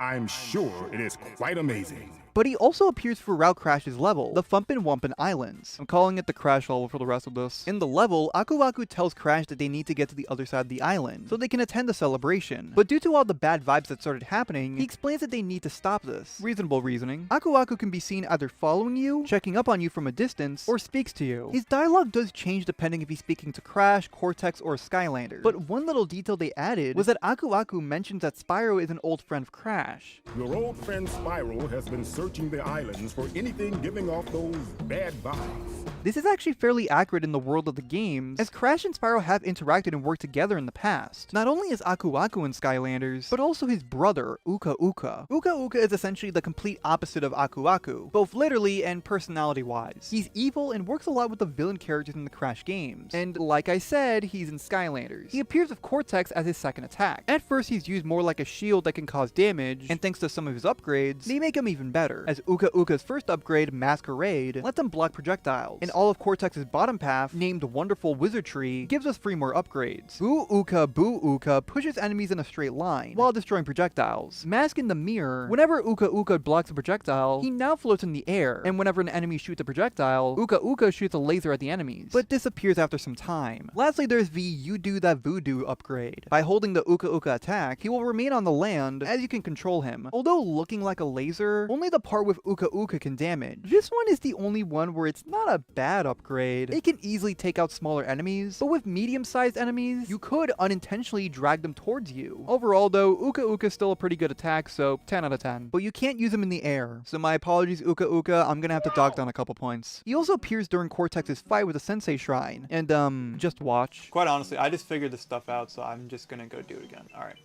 We made it, let's do it. There he is. Come on, tell me he does something more. He legit just runs away. That's it? That's all he does? Dude, an hour of my life wasted just getting that footage. You mean to tell me that the mask who's constantly willing to work with evil characters, but apparently a Sensei Shrine is just too much for him? Lastly, he's also in Crash's level, in a specific area where he can only use Cortex. Uka Uka is trying to head towards the island, so now it's Cortex's job to shoot a bunch of enemies, in a Galaga-styled minigame, while Uka Uka floats in every now and then to express how upset he is that you're winning. And that's it for the brothers. Overall, Aku Aku and Uka Uka both appear exactly how you expect them to. They're there to protect their friends, and if the main guys are here, it's only natural that their helpers and protectors are there as well. Aku Aku and Uka Uka are available with Crash and Dr. Neo Cortex, and their level, as they both go for around $10 to $15 each. Isn't it kind of weird that a bunch of masks can fly, but an eagle, a turkey, and a penguin can't? You get a pass because you don't have wings. Thank you for understanding. Many enemies from the Crash Bandicoot series appear throughout Crash's level. Crabs, the spitting plant, and the tribesmen. The crabs and plants do attack you, and also somewhat dance with the chompies. The tribesmen, on the other hand, have their own homes, are NPCs that you can interact with, and in general are a lot more nicer and kinder compared to how they appear in the Crash games. So if the enemy characters in Crash aren't the villains in this level, who is? Is it Entrecby? Is it Dingodile? Is it Ripperoo? Okay, all those sound pretty cool, but it's not. It's Fake Crash. Fake Crash is a Bandicoot who looks a lot like Crash, but has obvious differences. While he's never played a significant role in the Crash games, he usually makes cameos, or is playable in spin-offs like the Crash racing games. But his appearance as the villain in the Crash level is one of the only times where he plays the bad guy. Or is he? In the majority of Fake Crash's appearance in the Crash games, he doesn't really do anything, in the sense that he's just vibing, dancing in the background, not getting in the way of Crash. In fact, prior to his appearance in Imaginators, the only bad guy appearance he made was in Crash Bandicoot 2 in Traced on Game Boy Advance, where in a level he was mimicking Crash's moves, but even then he helped Crash defeat one of the bosses. So let's analyze how he acts in Crash's level. When the level begins, Dr. Neo Cortex is starting up his newest machine, when Fake Crash can be seen sneaking around. As Cortex is holding the controller in his hand, Fake Crash can be seen reaching for the controller, then hiding when he's almost caught. Fake Crash then climbs into the machine, causing the machine to haywire, and creates bad vibes around the island. Throughout the level, the tribesmen and even Spyro mention that there's another Bandicoot. Hey, did you come through here earlier? I swear I saw you just before that big explosion. You look an awful lot like a Bandicoot me and my friend were hanging out with earlier. Yeah, he was acting kind of wacky though, so maybe it wasn't you. You saw another Bandicoot? You're sure it wasn't Crash? I'm positive. I saw this guy way up the mountain, dancing around in some kind of giant, crazy robo suit. Eventually, when you get on the dance floor, Fake Crash shows up and starts dancing. Not very good, but you know, he's trying. And once you actually defeat him, the machine breaks down. And in the last cutscene, he can be seen still in the machine and kind of just watching the party. Now, I should point out that Fake Crash doesn't have an actual motivation for what he's doing. In fact, I'd argue he's actually trying to help.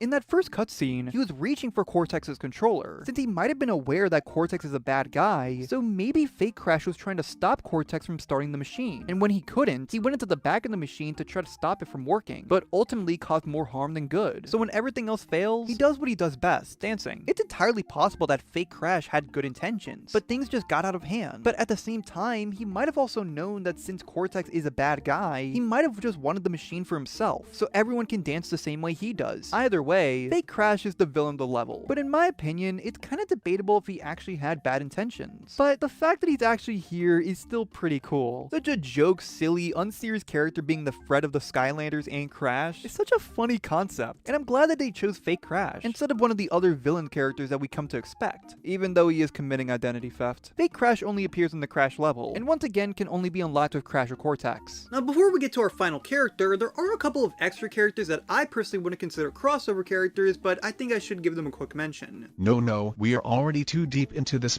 In Season 1, Episode 10 of Skylanders Academy, the episode where Crash Bandicoot is introduced, he mentions that he needs to rescue Taekwon, another character from the Crash Bandicoot series. Last thing I remember, I was on the Wampa Islands and about to free my friend Tawna from the clutches of the evil Dr. Neo Cortex. There are various reasons why I personally wouldn't consider her a crossover. She doesn't appear in the show or anywhere else, and only gets a brief mention, but you could also theoretically consider the TNT and the Crates crossover characters, the things that Crash uses and are scattered around his level. Well, in Crash Team Racing Nitro Fueled, the TNT and the Crates are playable characters, but for obvious reasons, I'm not considering these crossover characters. They were jokes, and they're not actual characters. There's also a McDonald's Happy Meal commercial where Barbie is in the same place as Snapshot, but I think it's a bit of a stretch to call this a crossover. Obviously, I'm not counting any of these as actual crossover characters, but I thought it'd be funny to give them a quick mention. It was not. Now come on, just finish the conversation. What was the last character? Okay, look. Our final character is Coco. Coco is one of the more well-known characters in the Crash series. Not only is she the sister of Crash, she likes technology, is nerdy, and this is the last one I swear, I promise, is in Skylanders. Coco's first mention is in Season 3, Episode 9 of Skylanders Academy. As the Ruptor is showing Crash the time device thing, Crash mentions Coco liking sciencey stuff. My sister Coco would be so jealous. Yeah, she's way into that science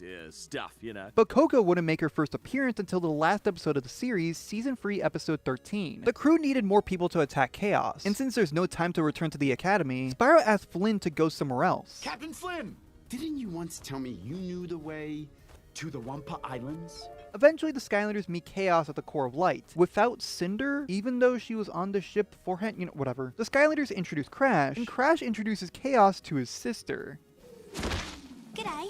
Coco's appearance in Skylanders looks similar to her design in Crash Mind of a Mutant, which by the time that Season 3 was announced and started production in February of 2017, this would have been Coco's most recent appearance. And in the show, she also has an Australian accent. I reckon if I put this together correctly, it will either send out an EMP strong enough to knock out the two small robots, or turn us all into puddles of goo. Now, I believe this was done since her brother, Crash, who had appeared in the series multiple times prior to this, also has an Australian accent. Holy dooly! Impressive bucket of bolts, mate! I have got to show this to my sis Coco. So from a showrunner's perspective, it would make sense that if one sibling has the accent, just give the accent to the other. Now, yes, Coco doesn't have this in the Crash games. Crash! My battery is fried. Make yourself useful, big brother, and bring an extra battery for me. Okay, hand me the transpolooper. Well, I think I know someone we can ask. a bunch of evil scientists attempting interdimensional domination. But also bear in mind that Crash doesn't talk in his own games, and yet talks in the show. Simply put, I just don't think it matters all that much. Either way, Coco's voice actor in the show is Tara Strong, and although she only has a small handful of lines, she does a great job. Anyways, in the episode, after Chaos insults the Bandicoots, Coco retaliates by throwing a boomerang at his robot. As the crew are fighting Chaos, Coco is hiding behind a gear, getting her weapon ready, as later she uses said weapon to kill off the enemies that Chaos used to attack the Skylanders. She then gives Pop Fizz her boomerang, which Pop Fizz immediately throws at Chaos. But that same said boomerang would come back later to hit Chaos, causing him to nearly destroy the Core of Light. Although Coco doesn't speak for the rest of the episode, she can be seen with her brother on Flynn's ship. And as an interesting fact, Coco is the last crossover character to be added into Skylanders. And honestly, I couldn't think of a better character to add. Coco's appearance was a fun addition to the big fight. She made her one and only appearance of Skylanders something that's worth seeing. As mentioned before, Skylanders Academy is available on multiple different ways, but the most convenient way to watch is on Netflix, YouTube, or Tubi. And those were all the crossover characters that don't get anywhere near as much attention compared to the main 6. To show my support, I bought one of each character's different pieces of merchandise.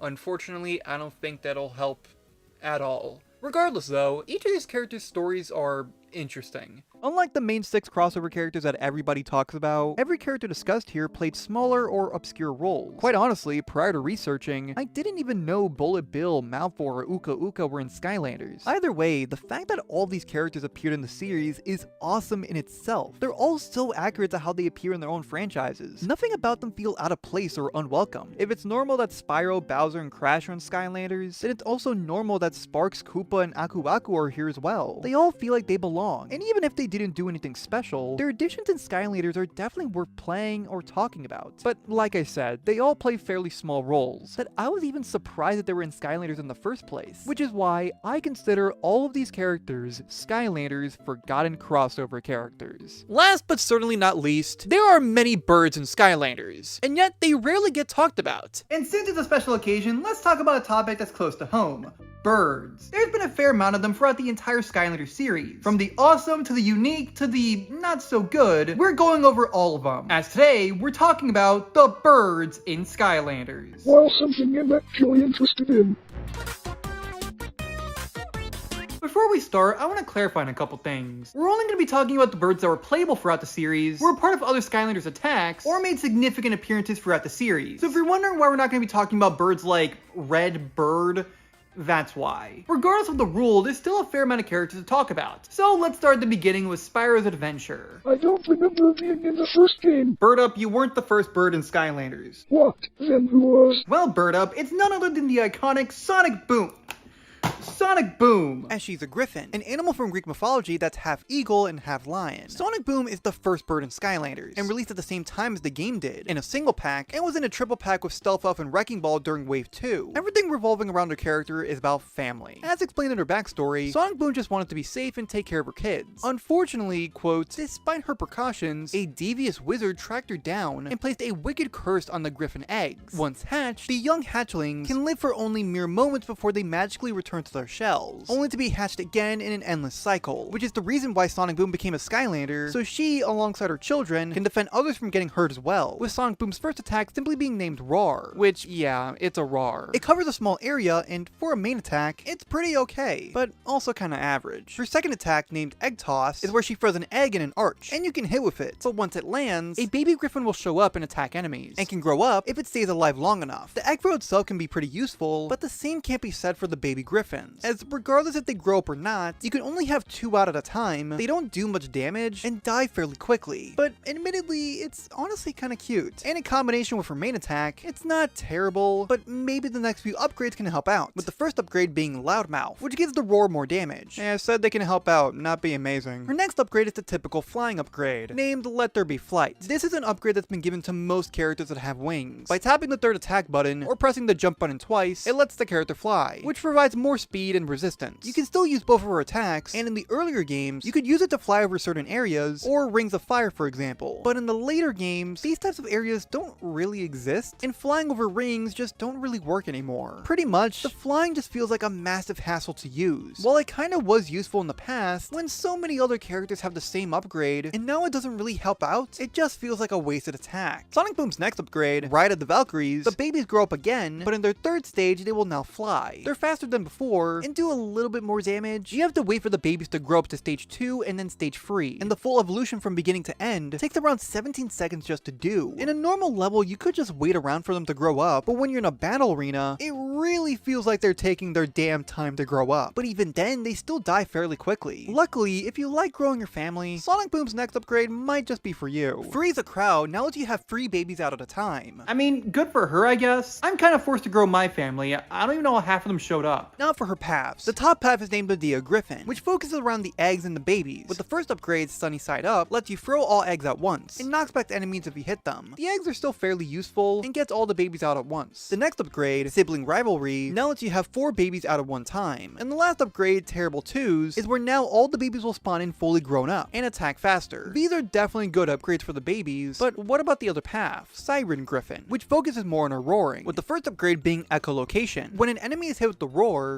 will stay around in a small area, where enemies who walk into it will be damaged. Egg Shocker is where you can roar at a tossed egg, which will create a big shockwave, knocking back enemies. I find it easier to roar than toss the egg. Even if the shockwave doesn't do any damage, it provides enough knockback to justify using. And lastly, there's More Boom. By holding the first attack button, you can charge up a powerful roar. It does a really good amount of damage, and providing lots of knockback. To me personally, if you're going for just battling, then the bottom path is better, as it provides a lot of damage and gives really good additions to really Sonic Boom's only useful attack. While the top path relies on characters that don't give a lot of damage and can die just a little too quickly. Her Soul Gem is named Resonant Frequency. By roaring at the babies, they will roar as well. You know what? Good enough. But there's still more to Sonic Boom, as she was brought back in Giants and given a Series 2 repos, being released during Wave 2 in a single pack and triple pack, and given 2 chase variants. The first being a glittery, sparkly version, which you kinda just have to be lucky to find, and a glow-in-the-dark variant that can only be found at Walmart. With every Series 2 figure, they gave the character a new attack, named a Wow Pow, with Sonic Boom's being named Super Baby. By holding the second attack button, the regular babies will combine to become a Super Baby. It's pretty much just a large baby that can deal more damage. Like I said, the unique thing about Sonic Boom is that her character revolves around family, which I never really found all that useful in the battle arena. But using Sonic Boom in the adventure mode, she's actually pretty okay. You can actually take the time to have a family and walk around attacking enemies. Is she amazing? Attacks wise, no. But for casual players, if you're looking for a Skylander for a chill experience where you want to take your time and don't care about how strong the character is, Sonic Boom might be the character for you. And almost all her figures are pretty cheap, as her original figure, the Series 2, and the glow-in-the-dark variants are worth around $5, except the glittery sparkly version, as depending on the condition, the delete around $200 to $500. While Sonic Boom is the first bird in Skylanders, there's also another bird in Spyro's adventure, being the character that I personally consider the forgotten Skylander, Sunburn. Originally named Hot Flash, he's part dragon and part phoenix, a legendary immortal bird, who's released in the Dragon's Peak Adventure Pack during Wave 4 only at Toys R Us, but during Wave 5 was available everywhere else. His first attack, named Flame from her breath, by holding the first attack button, a stream of flame breath will shoot out of his mouth. The range of the flame is actually pretty good, although when turning when shooting the flame does slow him down a bit, which is a tiny inconvenience, but it's barely anything bad, and honestly I didn't even notice until watching the footage back. Overall, a pretty good first attack, with it dealing a decent amount of damage. His second attack, named Immolation Teleport, is a simple teleport attack, and enemies who are near the beginning and the end will be damaged. While it doesn't do a crazy amount of damage, it's actually pretty decent, since it's a quick way of avoiding a bunch of bad guys. And for our first upgrade, Guided Teleportation, making it better. As the name implies, it lets you select 4 different directions to teleport to if you hold the second attack button. It also lets you disappear for a brief moment of time. The next upgrade, Blaze Thrower, increases the damage of the flame breath, which brings us to what I personally consider Sunburn's worst attack. Okay, it's not like terrible, but hang on, let me explain. Phoenix Dash is now his third attack, in which it lets you dash forward, turning into pure fire. Once interacting with an enemy, it hurts them multiple times. I can see the idea behind it, but I honestly never found a good time to use it. That's not to say it's terrible, but it's not my preferred attack. His next upgrade, Immolation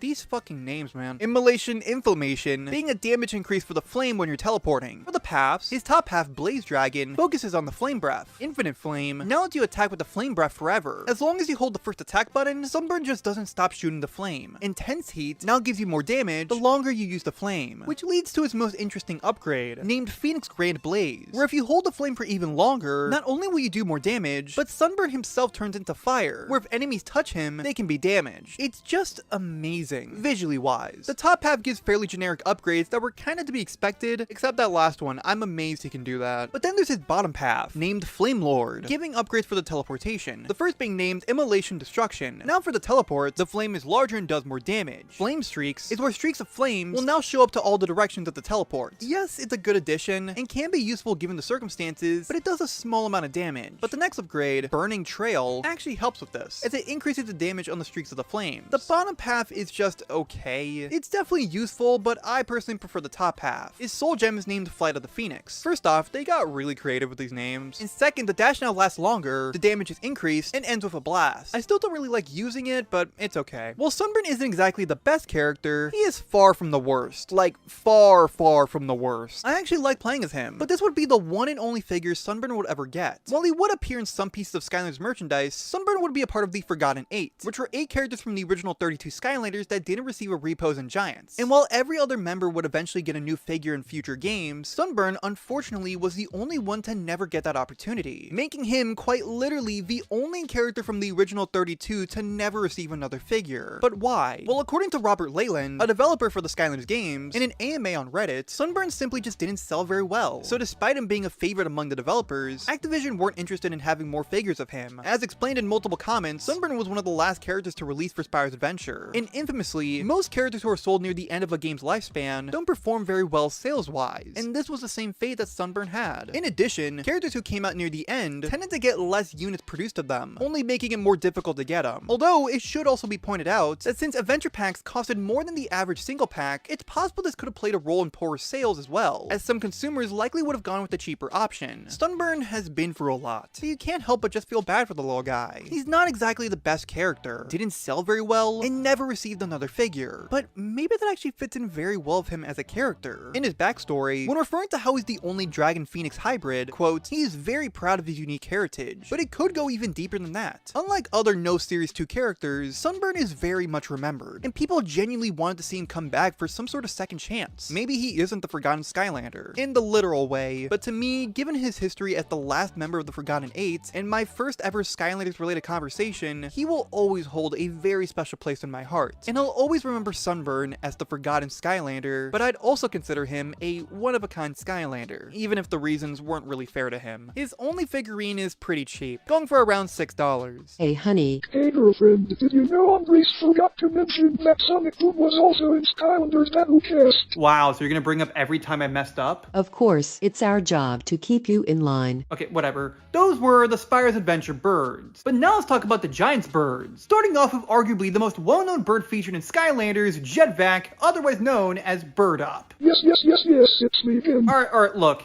In the past, I've already talked about Jetvac, covering a good majority of the things around his character. So for the sake of not retreading everything I've already discussed, we'll only go over the basics here. Jetvac was one of the first characters shown up for Giants, and eventually was officially named, with him being available in nearly every different version of the Giant starter pack, the mobile game Skylanders Battleground starter pack, and even getting a single pack, likely for people who bought starter packs that didn't have Jetvac. But he also got a legendary variant and a Lycor repose. Oddly enough, while Bird Up obviously has wings, he instead uses a vacuum. As explained in his backstory, quote, Jetvac was the greatest, most daring flying ace in all of Windham, end quote. He was given his magical wings when he was young, but Jetvac would give his wings to a mother, so her and her children could get to safety, as at the time, their homeland was being raided. Given his very nice gesture, Eon gave Jetvac a powerful vacuum that he can be seen using throughout all his different attacks. But to make things a little bit different, here's YouTuber Skyland Deer to explain why Jetvac is such a great character. So usually, starter pack characters are really overrated, but Jetvac is one of the only ones that is actually underrated, despite him being one of the most iconic Skylanders ever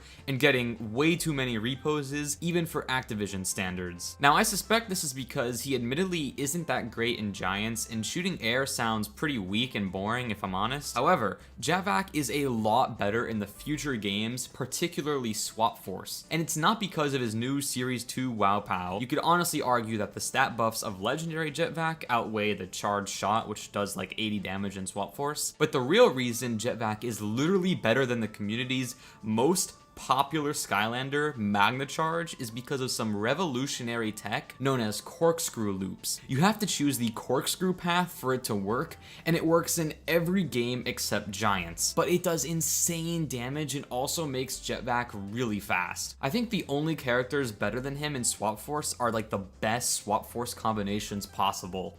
That's just how good he is. Big thanks to Skylandier for popping in here. Job U2s would be proud. We would continue to see the big man in the series, as he would have 2 more reposes, a mini version named Pepvac, a Superchargers version that tweaks some of his attacks, with both of these versions getting variants, and although he wouldn't get another figure after Superchargers, he would appear as a main character in Imaginators, as he helps you in your journey to defeat chaos, and is one of the main protagonists in the Netflix series Skylanders Academy, where he primarily plays the role of the leader drill sergeant of the group, but still has his comedic moments. And even beyond that, is one of the main icons for the series, with his last appearance being in Ring of Heroes. Overall, while many might not like his playstyle, to me, he was always one of, if not my favorite Skylanders. I just think Jetvac isn't really appreciated as much compared to the other main characters, but I could be wrong. Either way, like I said, Jetvac will always be one of my favorites. Our next bird Skylander is more of a combination between a bird and an elf, being Fright Rider, with Rider being known as the elf, and Fright being the ostrich, a large bird that can't fly. Although the ostrich is referred to as Fright and the ostrich in-game, in the books, he's actually named Ozzy. Either way, why is Ozzy dead? Well, the elf and Ozzy were, quote, the finest jousting team in Skyland, but a jealous competitor had given the elf a curse that apparently, quote, sent him to the land of the undead, to which Ozzy, being a very scared ostrich and wanting to stick by the elf, he, quote, ate a bag of skella oats that turned him into a skeleton so that he can embrace the journey to the underworld to save his friend, and has since then become one of the only duo Skylanders, as they are released during Wave 1 in a single pack, and a triple pack during Wave 4 with the reposes of Wrecking Ball and Flameslinger, with his first attack simply being named Melee Attack, cycling between the elf hitting with his weapon and Ozzy reaching the bite. And this is an attack that can actually combo, as tapping the first attack button twice, then holding it for the third tap, Ozzy will shove his head into the ground, then he'll pop his head out, and gives insane knockback to anyone nearby. And their second attack, Jousting Charge, bringing them back to their roots, as it's your ordinary jousting attack, which can be used as a mobility attack, and can easily push enemies back, causing multiple hits. Both of Fright Rider's first attacks are pretty good, since the references to their origin story and work incredibly well, with his next couple upgrades helping out a lot, as the first upgrade, Ghoul Glaive, giving the elf spear more damage. As the spear itself will look visually different, it's actually really nice, as besides the damage, now you can visibly see what's different. Then there's Burrow Bomber, now being their third attack. By holding the third attack button, Ozzy gets to go underground, as you can control where he goes, and by letting go, the elf will immediately follow Ozzy in whatever direction he went to. It's cute, I guess, and not terrible, but the elf is put in a very vulnerable position, as he's just stuck standing still. But the idea behind the attack is really cool and creative. The last two normal upgrades are both damage increases, with Phantasm Strike being for the joust, and Halberd of Horror being for the melee attack, with it again visually changing the design of the spear, which is a detail that, as previously mentioned, I really like and do appreciate. Hey, can I say the thing?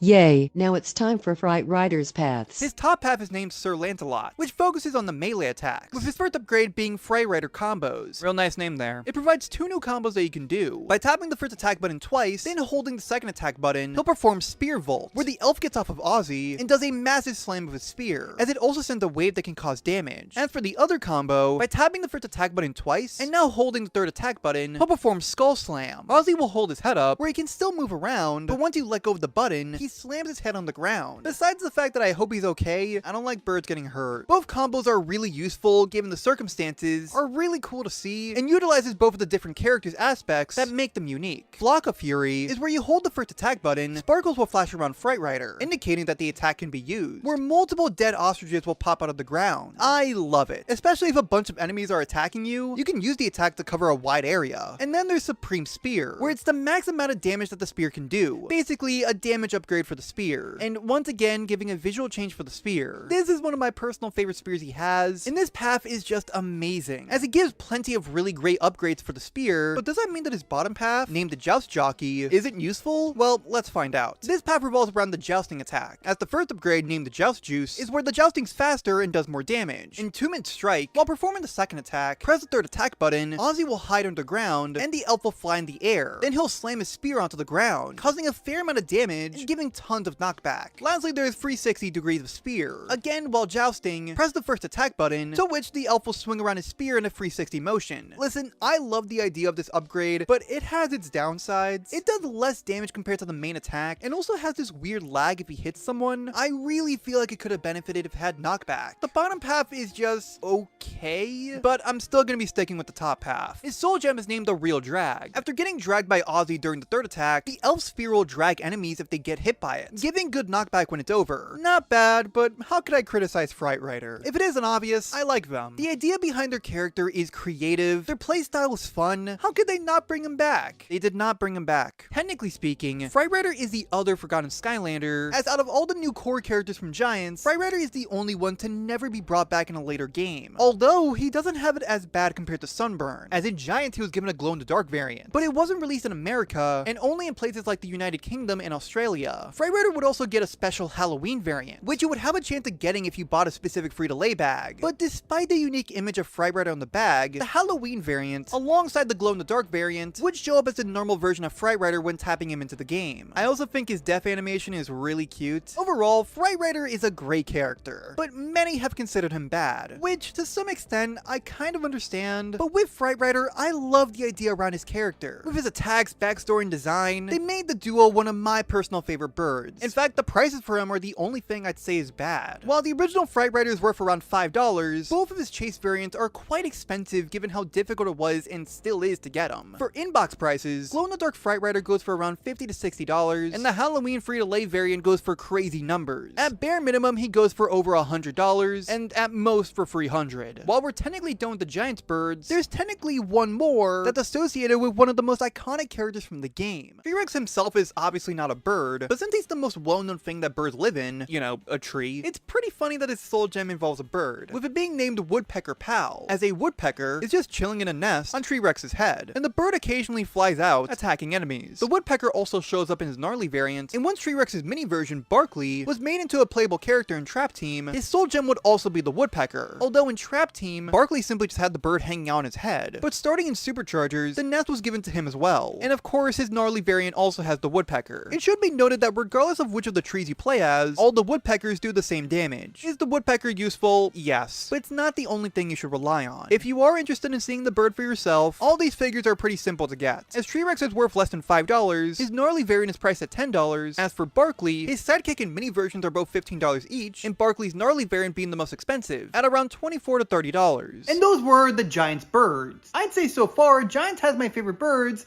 mainly because it has my best friend. Andres. I love you, bird up. Okay, I'm sorry. I meant it platonically. Moving on, next up is Swabber. Damn it, burp step kids, right? I forgot he had those. How are you guys doing today, man?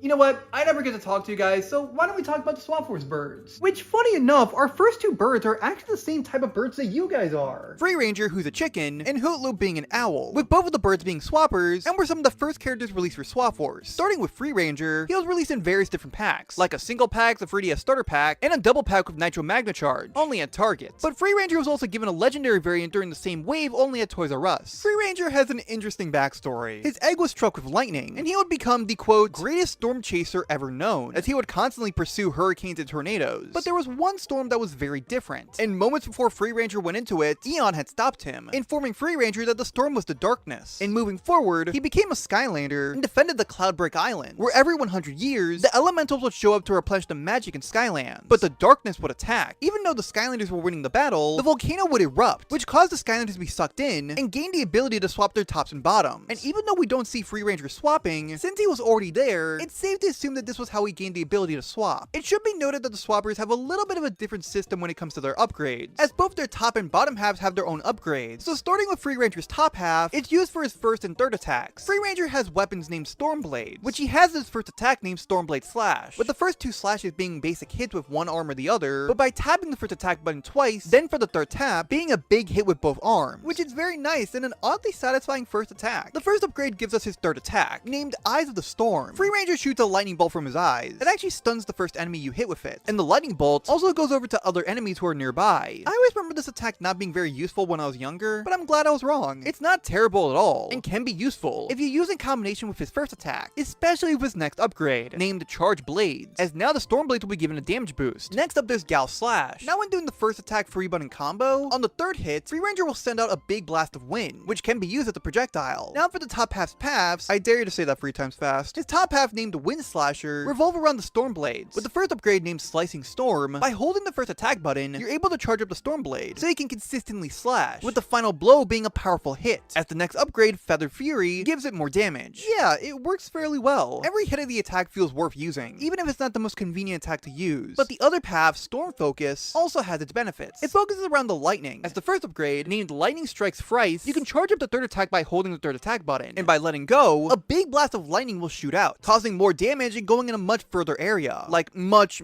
further. And with Charge Gigawatts Bolt, giving the charged up lightning more damage. It's honestly really debatable which path is better, as each of the paths gives a new way to use both attacks, but the top half is more about patience with small hits than a big damage hit, and the bottom half gives a much wider and closer to being an instant good attack. Now for the Soul Gem, named Storming Stormblades, which gives the first attack more damage. And that's really it. What a way to go out, I know. But remember, we're not done with the chicken just yet, as now there's his bottom half, which is now for his second attack, with it being named Ride the Wind. Pretty much, it's a tornado under Free Ranger, where enemies can be dragged in slightly. While during the stage, it's not very good. Luckily, the upgrades are genuinely useful, with the first one being named Approaching Storm. He's faster when you're performing the attack, and now the dragging actually works a lot better. Wind Powered will let you have the tornado out for longer, but there's also Tornado Vacuum Blast, as now the tornado will pull in enemies from further away. Now for the bottom half's paths, the top half is named Lightning Linguist, with the first upgrade being named Lightning Nova. As you're starting the tornado, a lightning bolt will shock down, and Nova Flash, giving it more damage. This attack is oddly really good. I wish there was more lightning strikes. It just makes me really say, that's it. But there's still really good upgrades. As for the bottom path named Tornado Thrower, the first upgrade is named Wild Tornado. Now when you stop having the tornado under you, a mini tornado will shoot out, or if enemies are hit by it, it'll cause damage and send them in the air, with Tornado Twister giving it more damage. Honestly, of these ones, it comes down to personal preference. Do you like more instant one-time attacks, or a projectile? Either way, both paths can come in handy given the circumstances. And then there's the bottom half Soul Gem named Charged Winds. Now the tornado will be, quote, filled with lightning and will cause more damage. Man, they really gave up with these Soul Gems. It should be pointed out that in Swap Force, Free Ranger's bottom half when you're using the tornado could swing around enemies in a circular motion, but in the later games, this seems to no longer work. Every swapper's bottom half can be used in a specific swap zone, with Free Rangers being for the spin zone, where you can play a pinball-style minigame, as you have to get to the middle of the arena with things constantly bouncing you. And lastly, Free Ranger would appear as a playable character in Ring of Heroes, which, while it might not seem very significant, it was the, as of now, final Skylanders game, so I think it's noteworthy enough to point out. So what are my overall thoughts on Free Ranger? I'd say he's alright. For what they gave you, he's pretty average, but I found lots of enjoyment while playing as him. Just for how satisfying all his attacks were, there's nothing significantly bad that I hate, except that on the figure they show you this, but in-game they show you this. I get that it's supposed to be showing him performing his second attack, but come on. Free Ranger is relatively pretty cheap, as his normal and legendary both go for around $7. Free Ranger, even with his nerfs, is a good character. Not the best, but far from the worst, and can be a genuinely useful bird. Although, the same can't be said for the other bird swapper, Hoot.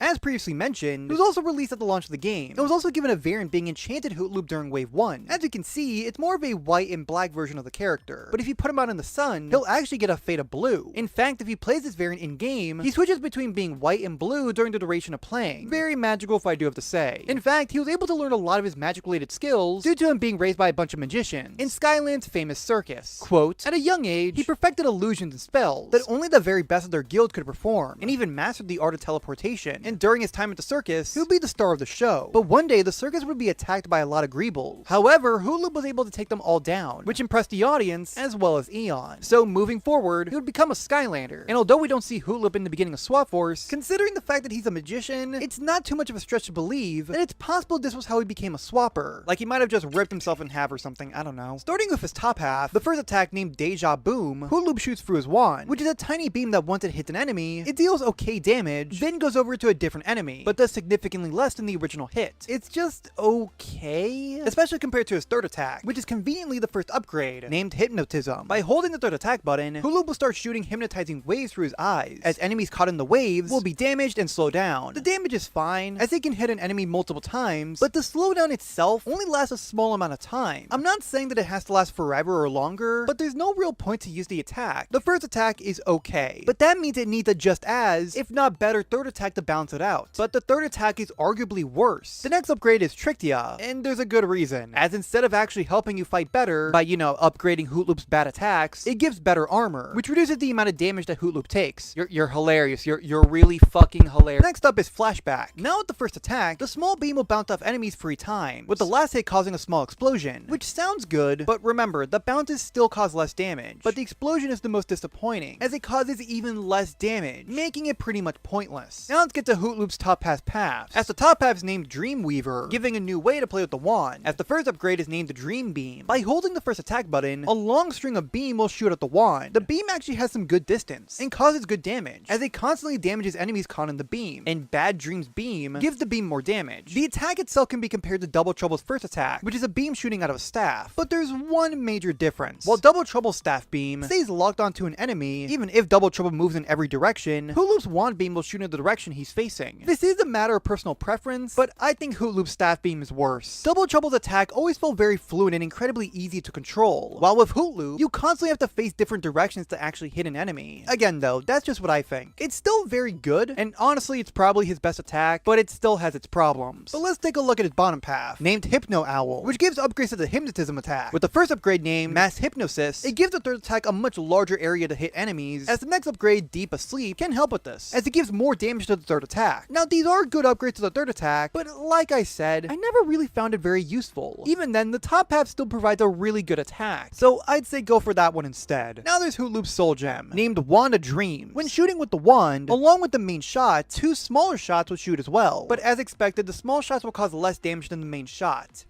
Yeah, everything about the top half just kind of sucks. But of course, let's not forget his bottom half, which gives us his second attack, named Loop the Loop, being your typical teleporting attack, which throws enemies in the air and causes good damage. It's not terrible, and maybe it's better than Sunburn's teleport, but it's nothing really special, as the other upgrades do help out, I guess. As the first upgrade named Teleportable Hole, before you had to be facing the direction you wanted to teleport to, but with this upgrade, by holding the second attack button, you can control exactly where you want to go. Temporal Whack gives more damage to the teleport, as for Time Sink, wherever the teleportable hole is, enemies will be pulled in. I feel like it could be useful given the circumstances, but I just never really found a place where I'd need to do this, or even want to. Now let's go over Hoot Loop's bottom half paths. The top half is named Telekinesis, focusing around giving better damage to the teleporting ring. The first upgrade named Now You See Me, as previously mentioned, when teleporting, the ring you teleport to will cause damage to enemies who are nearby, but depending on how long you hold the second attack button for, it will cause more damage, as Complete Concentration will give it more damage. Now of course, it has the caveat of making you stand still, but regardless, I like it for what it is. But then there's the bottom path, named Escape Artist, that helps to teleport specifically, as the first upgrade is named Now You Don't.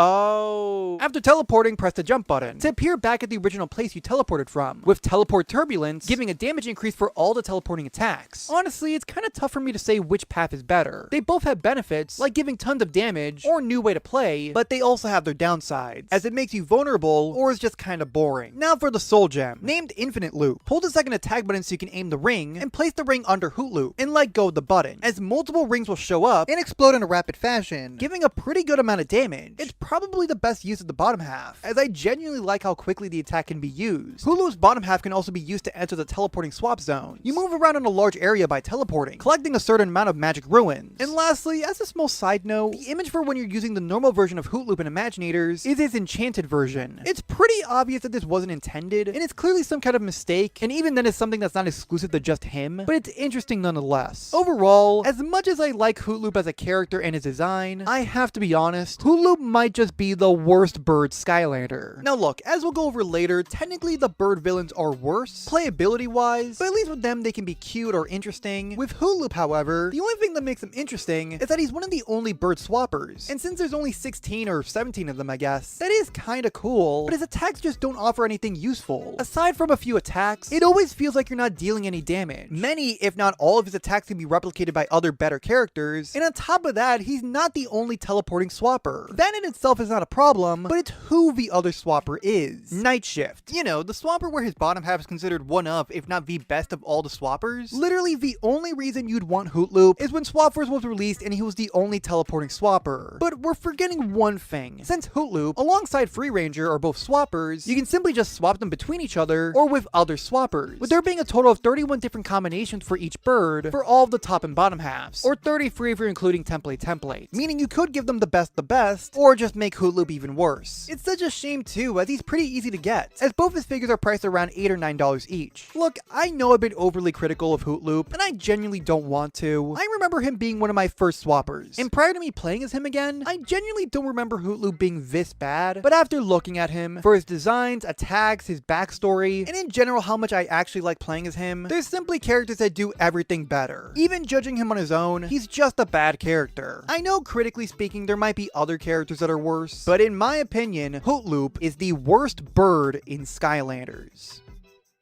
Guys, I'm really sorry. Let's just get to Zulu. That's not a bird. I told you to stop talking! Zulu, while again, obviously is not a bird, all of his attacks revolve around other animals helping him out, and the main one being a bird, with his first attack being named Bird Call. Zulu shoots out spirit birds out of his wand staff thing. This can also be used when Zulu's riding on the pig, and for what it is, it's a very basic attack, but it's fine, with some of his other upgrades helping the birds out. A later upgrade, named Swoop Reloop, if a bird hits an enemy, they will swoop by and hit again, but the swoop does less damage than the first hit. So what's the fucking point? Better Beaks gives the birds a damage boost. The last bird upgrade is his soul gem, named Birds of a Prey. By holding the first attack button, it lets you charge up so you can summon a bunch of birds at once, up to 5 of them, letting you target a specific enemy, and by letting the button go, releases all the birds and can cause a lot of damage. And if you're wondering, no, Zulu's legendary variant doesn't change how the birds look. Honestly, I like that Zulu has birds. They're the most common animal you'll see on a daily basis, and Zulu's first attack represents that very well. Get it? You know, the first attack is the most well-known animal. Zulu's pretty cheap, as both his figures go for around $5 each. But we're not done talking about the Swap Force birds just yet, as we should talk about the other memorable birds that got their start in the best Skylanders game. By playing the Tower of Time expansion, we travel to learn that someone keeps messing with the time, constantly sending it back to the past and future, as it's revealed that it's our first actual bird villain, Captain Cluck, otherwise known as Birdup's dad. You'll see why in a minute, but for now, he's a bird that can be seen in a giant suit. To stop Cluck, we have to get into the tower by collecting free gears, and while we're running around trying to find them, Cluck will pop in every now and then to insult or attack with enemies or himself. But eventually when you get all the gears, you can get into the tower, slowly but surely making your way up to the top. And once you're there, you'll have a big boss fight with Cluck. And once he's defeated and his suit is broken, you can see what he actually looks like. He even flies like Birdup. He does admit that he lost, but he vows to return. You win, Skylander. For now. But I'll be back. You'll see. You'll all see. You haven't seen the last of Cluck. And he definitely does, as Cluck also appears in the 3DS version of Swap Force, and again the Tower of Time expansion level. Although while obviously both the console and 3DS levels are different, they both follow a similar plot of Cluck messing around with time. But Captain Cluck would return again in Superchargers, as in chapter 29 to 32, we travel to Cluck's chicken headquarters, which is a business that he runs on chickens, and we see him planning his next evil doing, and having a brand new vehicle. He explains that he grew a chicken army at his headquarters, and he can also grow the chickens like that, which is the main gimmick for the level, as he can now turn things big and small. And as you progress through the level, you do meet Cluck every now and then, until you eventually get to his office. You find him as the boss of the level, shooting him with his own minion. Once he's defeated, we acquire the Colossal Kernel, but Cluck vows to return again. You may think you've won, Skylander, but you have not seen the last of the mighty Cluck! Just you wait. I shall return with a plan even more dastardly and delicious than this one. You'll see. You'll all see what Cluck.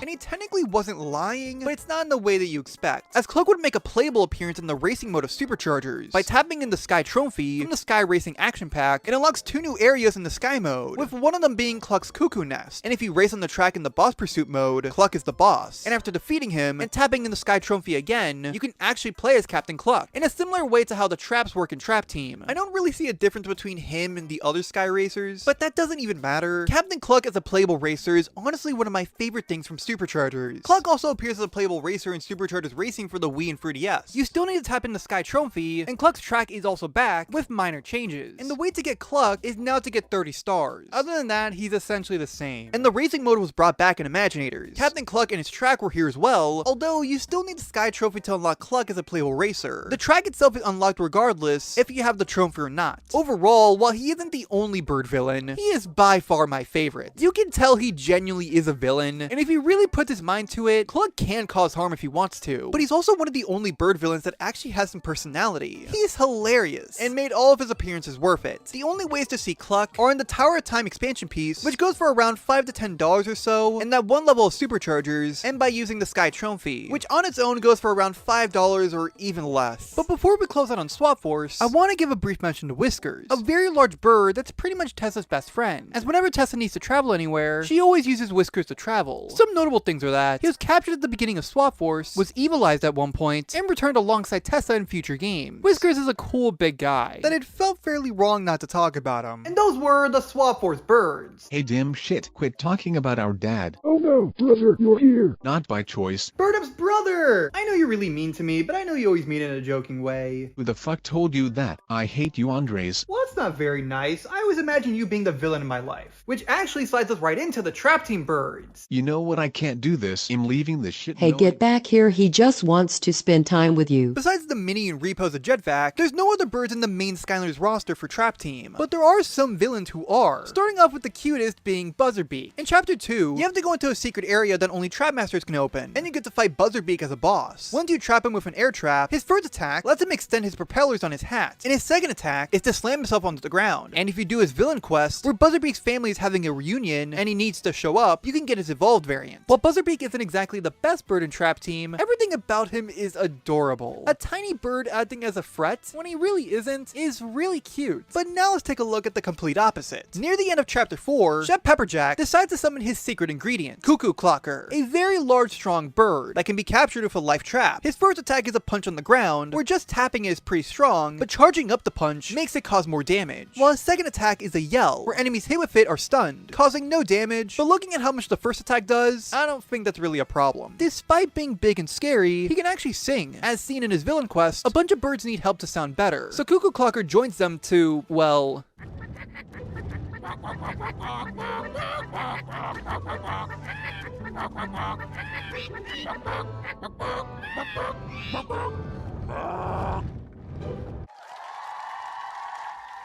Really?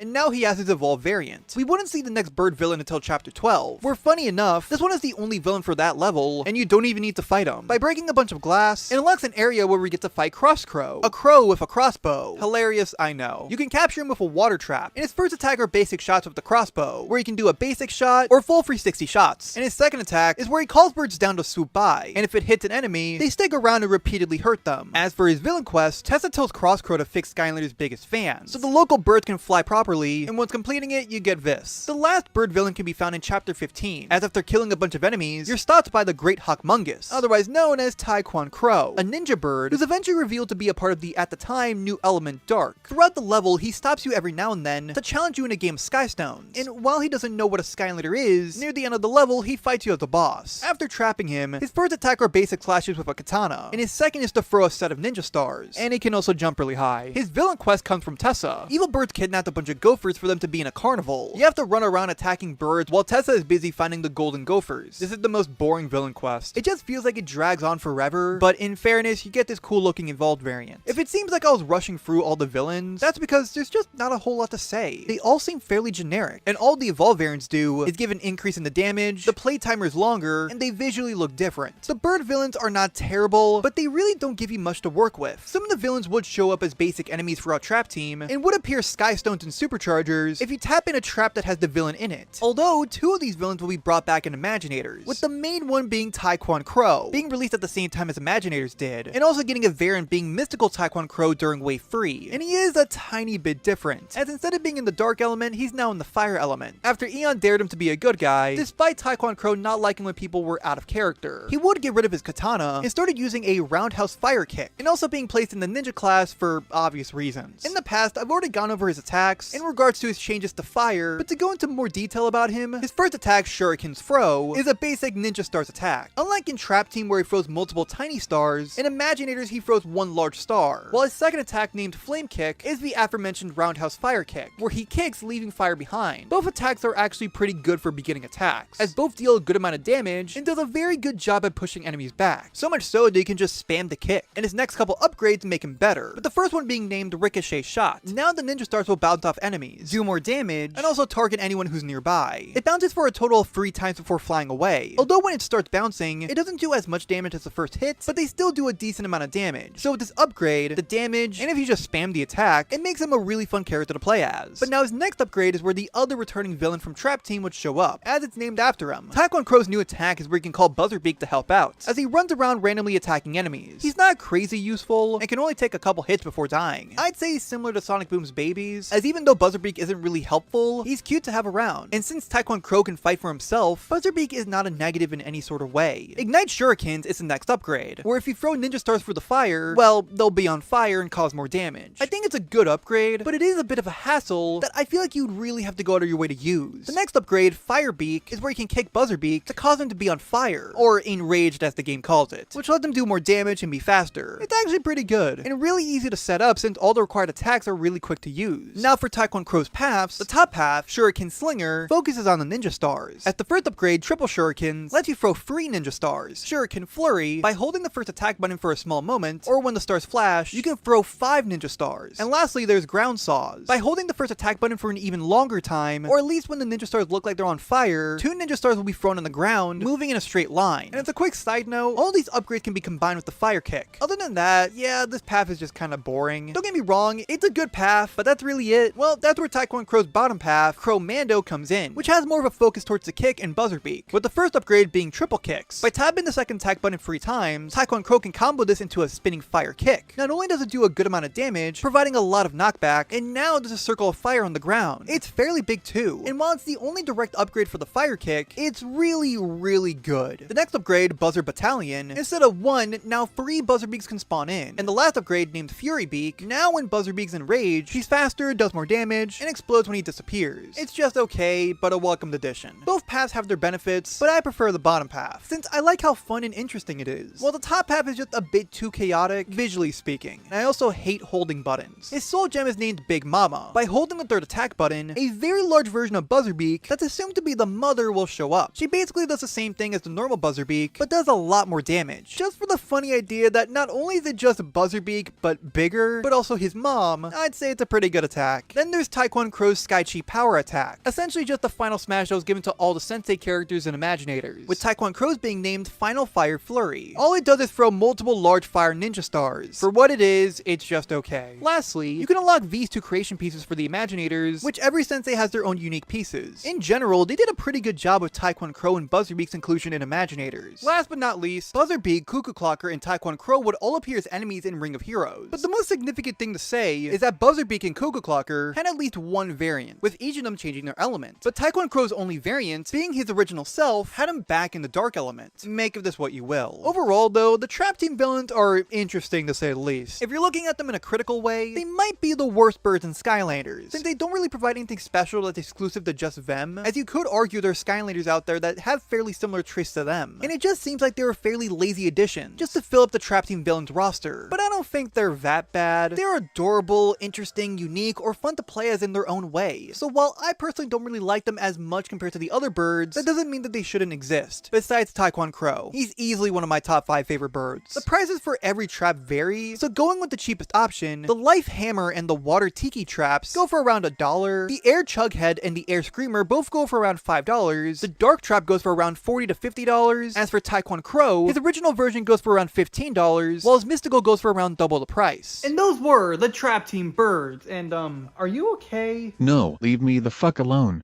Why hello there, Andres. I hope you appreciate that I dressed very fancy. Hey, it's Bird Up Son! Yeah, bro, I'm glad you're here. I'm glad that someone actually listened to me. Of course, Andres. I'm aware you've been discussing the birds in your favorite video game series, Skylanders, and seeing that Uncle Brother is upset, I'm assuming the next game is Skylanders Superchargers. Yeah. You really did do your research, didn't you? You guys know there's only one new bird in this one.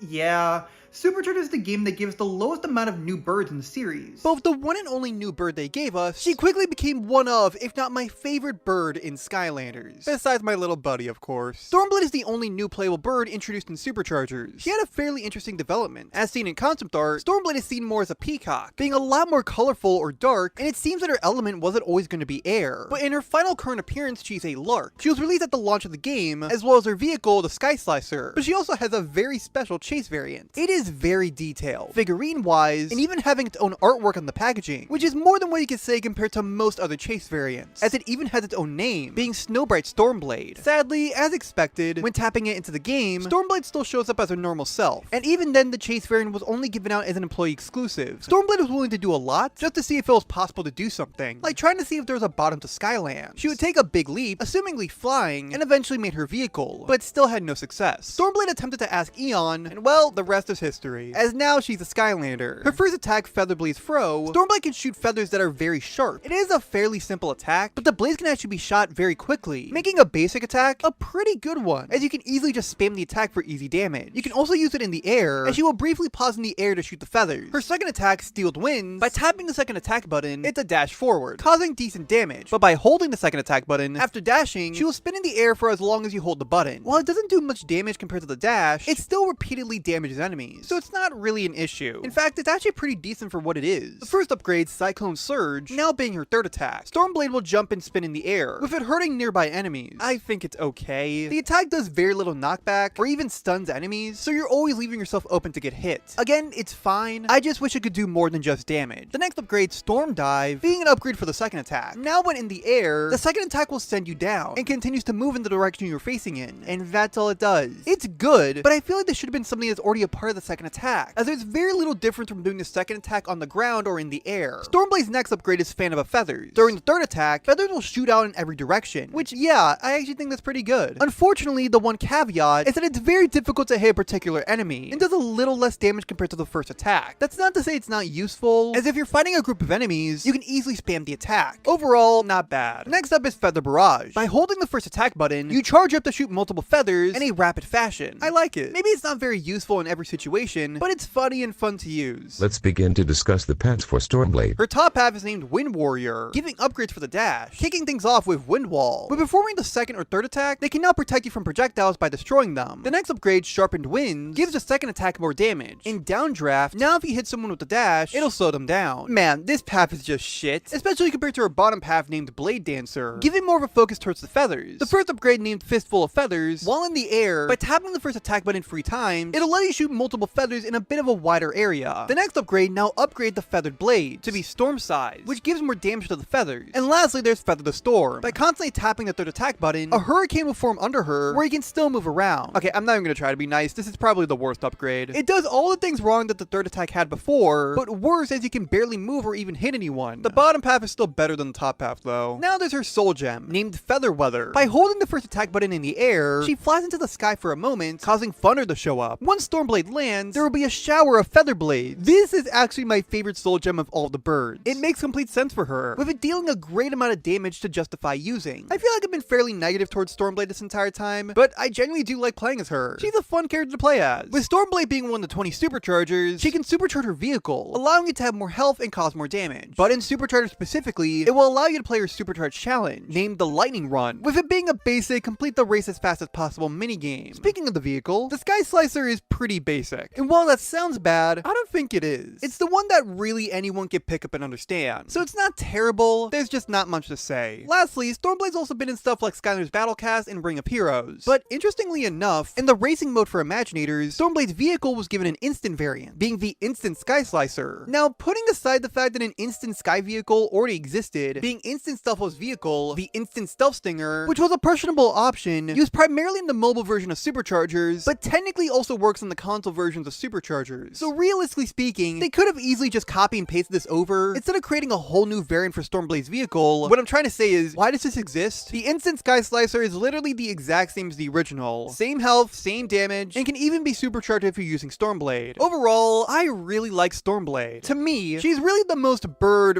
in Skylanders. Every bird has their own trait that makes them unique. And yes, I like all of them, but they all go into things that aren't really related to birds, but not Stormblade. Everything about her revolves around around her being a bird, like the feathers, the flying, and she just looks cool. I love the backstory that she's willing to go above and beyond to get what she wants. The point is, she's cool, with her original figure being one of the cheapest characters to get for superchargers, as her normal figure and her vehicle are both priced at around $5. But as expected, her chase variant is expensive as hell, as it's one of the most detailed chase variants and wasn't available to the general public. Snowbrace Stormblade is at bare minimum over $100, but likely even more. And that's the one that I really want. Well, Andres, I greatly enjoyed our conversation about the Superchargers bird. Just remember, patience is key. As long as you continue to be focused, work hard, and keep being yourself, I'm sure you'll eventually get an opportunity to own this very lovely figure. Regardless, you like your medication. Yeah.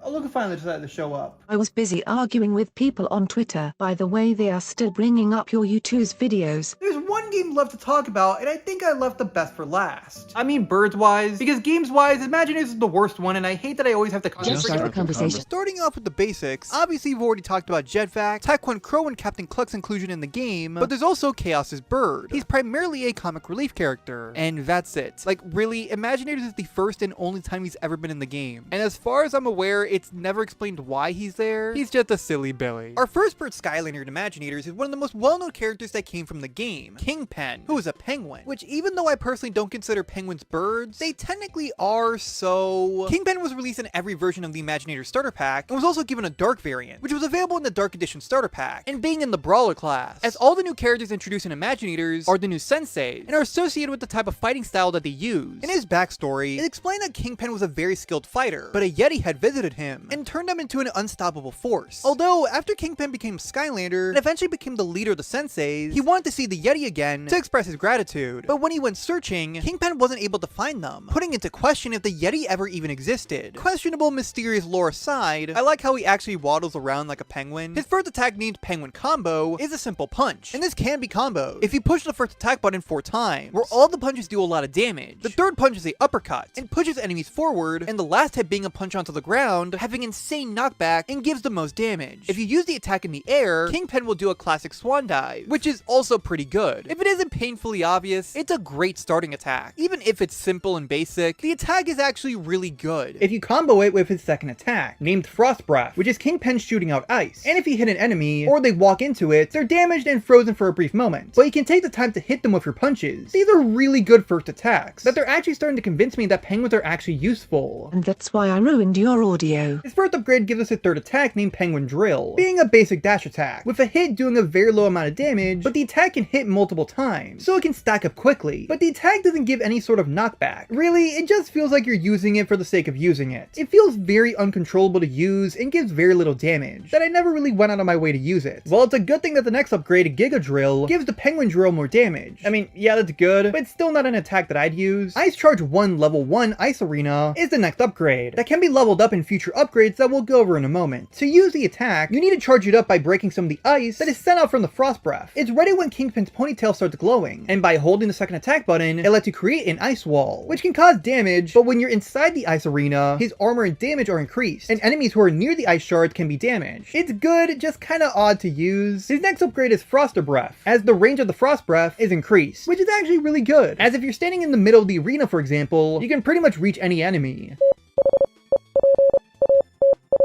The top half is named Penguin Combos, which are upgrades for the punches, with the first upgrade being named the same thing, but it provides 2 new combos. By tapping the first attack button twice, then pressing the second attack button, you perform a frozen combo, where Kingpen goes into the air and shoots ice, damaging and freezing enemies. Then with the other combo, by again tapping the first attack button twice, but instead pressing the third attack button, you perform a spin combo, where he does a spin, causing multiple hits of damage. Both attacks are, in fact, combos, and they do a good amount of damage, or can stack up on it. Ice Blade is where Kingpen has ice blades on his hand, which not only does it do more damage, but it also makes him look different. And then there's Emperor Penguin. By holding the first attack button, he turns into the Emperor Penguin, and gives a pretty significant amount of damage. This, along with the entire path, is actually amazing. It's gonna be pretty tough for the other path to top it. His bottom path is named Ice Mastery, which gives upgrades for the ice-related attacks. Ice Trail is a very much welcomed upgrade, as now when performing the Penguin Drill, an ice path will be left behind. It's really good, since it can help you charge up the ice charge very quickly, and you're gonna need it, as the next upgrade is level 2 of the ice charge, named Blizzard, where again, you have to break the ice until the ponytail flashes very bright. But this time when holding the second attack button, a blizzard will start happening, which can slow down and damage enemies hit by it. The damage is pretty good, and it's also a great addition to a pretty decent attack. The last upgrade is also another level for the ice charge, named Iceberg. It's the same routine as before, but for level 3, Kingpin's chest will start glowing, as once you do the attack, everything from before will happen, along with a whole ass iceberg dropping from the sky, doing an insane amount of damage. The bottom path is also really good, so much so that it's really tough for me to say which path is better, as both paths gives extremely good upgrades to his attacks, that it's simply up to you to decide which is better. His soul gem is named Snowball. By holding the third attack button, after the dash ends, Kingpin will kick a giant snowball. It does a really good amount of damage, although it's really difficult to aim or even hit anyone with the snowball, as you're more likely to miss. It's good, but it's a very forgettable soul gem. His Sky Chi attack is named Ice to Meet You and You. Yeah, I'm gonna be honest, I don't even know what I'm looking at. I guess it's fine, I just don't really know what's going on. You can also unlock these 2 creation pieces with Kingpin. Despite this being the only main game that Kingpin would be a part of, he would continue to appear in other pieces of Skylanders Media, like his occasional appearances in Skylanders Academy, where he would introduce the Skylanders to the creation crystals, be captured by a fire viper, and single-handedly fought off Chaos and Dark Spyro being blindfolded, but was still kidnapped and tortured for information, and he would also appear in Ring of Heroes, where interestingly enough, his Dark variant alongside Dark Spitfire and Dark Spyro were brought back, but were renamed to Shadow, and also placed into the Dark element. Either way, you likely know who Kingpin is, but not for the most fond of reasons, as many only remember Kingpin since he's one of the cheapest characters to get in Imaginators. As previously mentioned, he was available in the starter pack, so everyone was sort of forced to get him, and he's worth around $5 or possibly even less. Even his Dark variant is pretty cheap for Imaginator standards, going for around $22. But I don't think this is really a bad thing. Kingpin is a good character that's simple, and even people who've never touched a Skylanders game before can pick him up and play as him easily. He really is a perfect character to include in the starter pack. While obviously there are senseis who are better, Kingpin is a good starting character for your journey in Imaginators. But now let's take a look at another bird brawler, Airstrike, as it's this guy who's named Airstrike and a falcon named Birdie as his duo. They work together as a team, in a similar way to Fright Rider, but I think a better comparison is the Ice Climbers in Smash Brothers. The duo were released in the Griffin Park Observatory Adventure Pack when Imaginators was first released, but during Wave 4, they would get an Easter variant named Egg Bomber Airstrike. Though Airstrike himself isn't a bird, he's always been connected with them. Quote, Airstrike trained birds, especially the rare blue Zephyr falcon. They were once one of Skylanders' most endangered species, but Airstrike taught them to defend themselves from predators and not fly into windows. Although the training didn't seem to work very well, as they were still attacked by trolls, specifically taking their eggs. So Airstrike, all on his own, took down all the trolls, saved the eggs, and returned them to the mother of the birds. But one of the eggs had hatched, and the newly hatched bird would stay with Airstrike, with Airstrike giving the falcon the name Birdie. Although, similar to Ozzy with Fright Rider, Birdie is never referred to as Birdie in-game, as he's simply just referred to as the Falcon. One thing I like about Airstrike is Birdie is always flying, and staying alongside his friend. This works very well in their first attack, Bird Brawl. It's a simple punch, but Birdie can also hit as well, doing more damage, and if you tap the first attack button 4 times, he continues punching, with an increase in the damage in each punch, with the last punch being a dash forward, which gives a lot of knockback. It is a bit tough to try to control the dash, but it's a good attack, especially if Birdie gets the hit too. And the next attack is specifically for Birdie, named Bird Dive Bomb. You send Birdie up into the sky, and as Airstrike moves around, feathers will be left behind him in a path. If enemies touch it, it can cause damage, although not by much. While Birdie is in the air, you can still fight with Airstrike using the first attack, but obviously since Birdie isn't with you, the attack will be weaker. After a short time, or calling him back by pressing the second attack button, Birdie will strike down, smashing onto the ground, all the feathers will explode, and cause a fair amount of damage. Both attacks are amazing. His third attack isn't. Named Spinning Bird Fist, Birdie spins around, sucking up enemies towards you, as Airstrike will rapidly punch the air, causing lots of damage that can really stack up. But in my experience, it just leaves yourself more vulnerable if anything, as enemies can still hurt you, and the attack takes far too long to start up that you'll likely get hit. I genuinely like the idea, but in execution, it's just not optimal or convenient to use. The next upgrade, named Stormfront Finish, after tapping the attack button 4 times, and if you have Birdie with you, now the last punch will shoot out tornadoes as a projectile, and if you do the attack while Birdie's in the air, tornadoes will shoot out in all directions, doing an okay amount of damage, but realistically speaking, you're probably gonna miss. The next 2 upgrades are specifically for Birdie. We have Liftoff is the first one. If you send up Birdie while you're near enemies, they will shoot up into the sky as well, and can reflect projectiles. Well, it does a very little amount of damage, but I don't think that matters since you can constantly spam the attack. It's honestly really funny, and is an upgrade that I genuinely like. The other upgrade is named A Side of Eggs, where again, when you send a Birdie, now Birdie will drop an egg, which will contain something random. Either it's food to heal yourself with, gold, or even attack enemies. But honestly, it was a struggle to hit someone with the egg. But I think I'm overthinking it, and it's just a silly little bonus for Birdie. Now Now for the paths, Primal Element is his top half, which will focus around a lot of their air-related moves. First up is Eye of the Storm. While Birdie is gone, Airstrike will have an aura around him, where if enemies touch him, they will be damaged, and reduces the damage that he gets. Okay, like, I don't think it's bad. Okay, I lied, I think it's kinda bad. And not really useful. Gal Force is where the feathers that are left behind when Birdie's in the air will now do more damage when enemies touch it and they explode. And then there's One with the Elements. Now every punch will shoot out a tornado. This path is shit. So I really hope the other path is better. And ironically enough, it focuses more around Birdie's attacks, named What Goes Up, with the first upgrade named Free Range Eggs, as it provides more valuable things from the egg. Look, the egg isn't amazing, but this is a hell of a lot better of anything that was up there. Smooth Landing is the next upgrade. While Birdie is in the air, pressing the first attack button 3 times, then holding it for the 4th punch, to which Airstrike and Birdie will slam onto the ground. Honestly, it's just worth it to see this duo work together in such a synchronized way, with it dealing a good amount of damage as well. And lastly, there's Chance of Showers, where now, surprise surprise, when Birdie is in the air, they will shoot a bunch of eggs. I think it's a funny move, even if it does very little damage wise. The bottom path is okay, but not by much. It has some bad upgrades that, like I've said for like literally every single one of these characters, it's kind of debatable which path is better. His soul gem is named Secret Facing Palm Strike. By holding the second attack button, Airstrike now goes into the sky as well, with a big hand indicating where he will land, and Airstrike comes back down slamming onto the ground, causing a fair amount of damage. It makes sense why this was his soul gem, and it's okay at best. Lastly, there's his Sky Chi power, named Fight and Flight. He jumps on top of Birdie and drives around like he's in a car while shooting tornadoes. It's actually pretty good, and I love that these two work together so well. The only other notable thing was that he was also made into a playable character in Ring of Heroes, gives these two creation pieces, and that his fight with the Sensei Shrine is honestly one of my favorites. If you can't tell, I really like Airstrike. The idea of a guy working with a bird, while not exactly new, is amazing, nice, and gives you a very interesting and unique way to play, that even just off their figure got me excited to play as them. Not all their upgrades are exactly useful, but that doesn't even matter. I love Airstrike. For them as a character, and out of all the senseis we've discussed today, Airstrike is by far my favorite bird sensei, and he's pretty decently priced as well, going for around $15, while his Easter variant going for around $30 or so.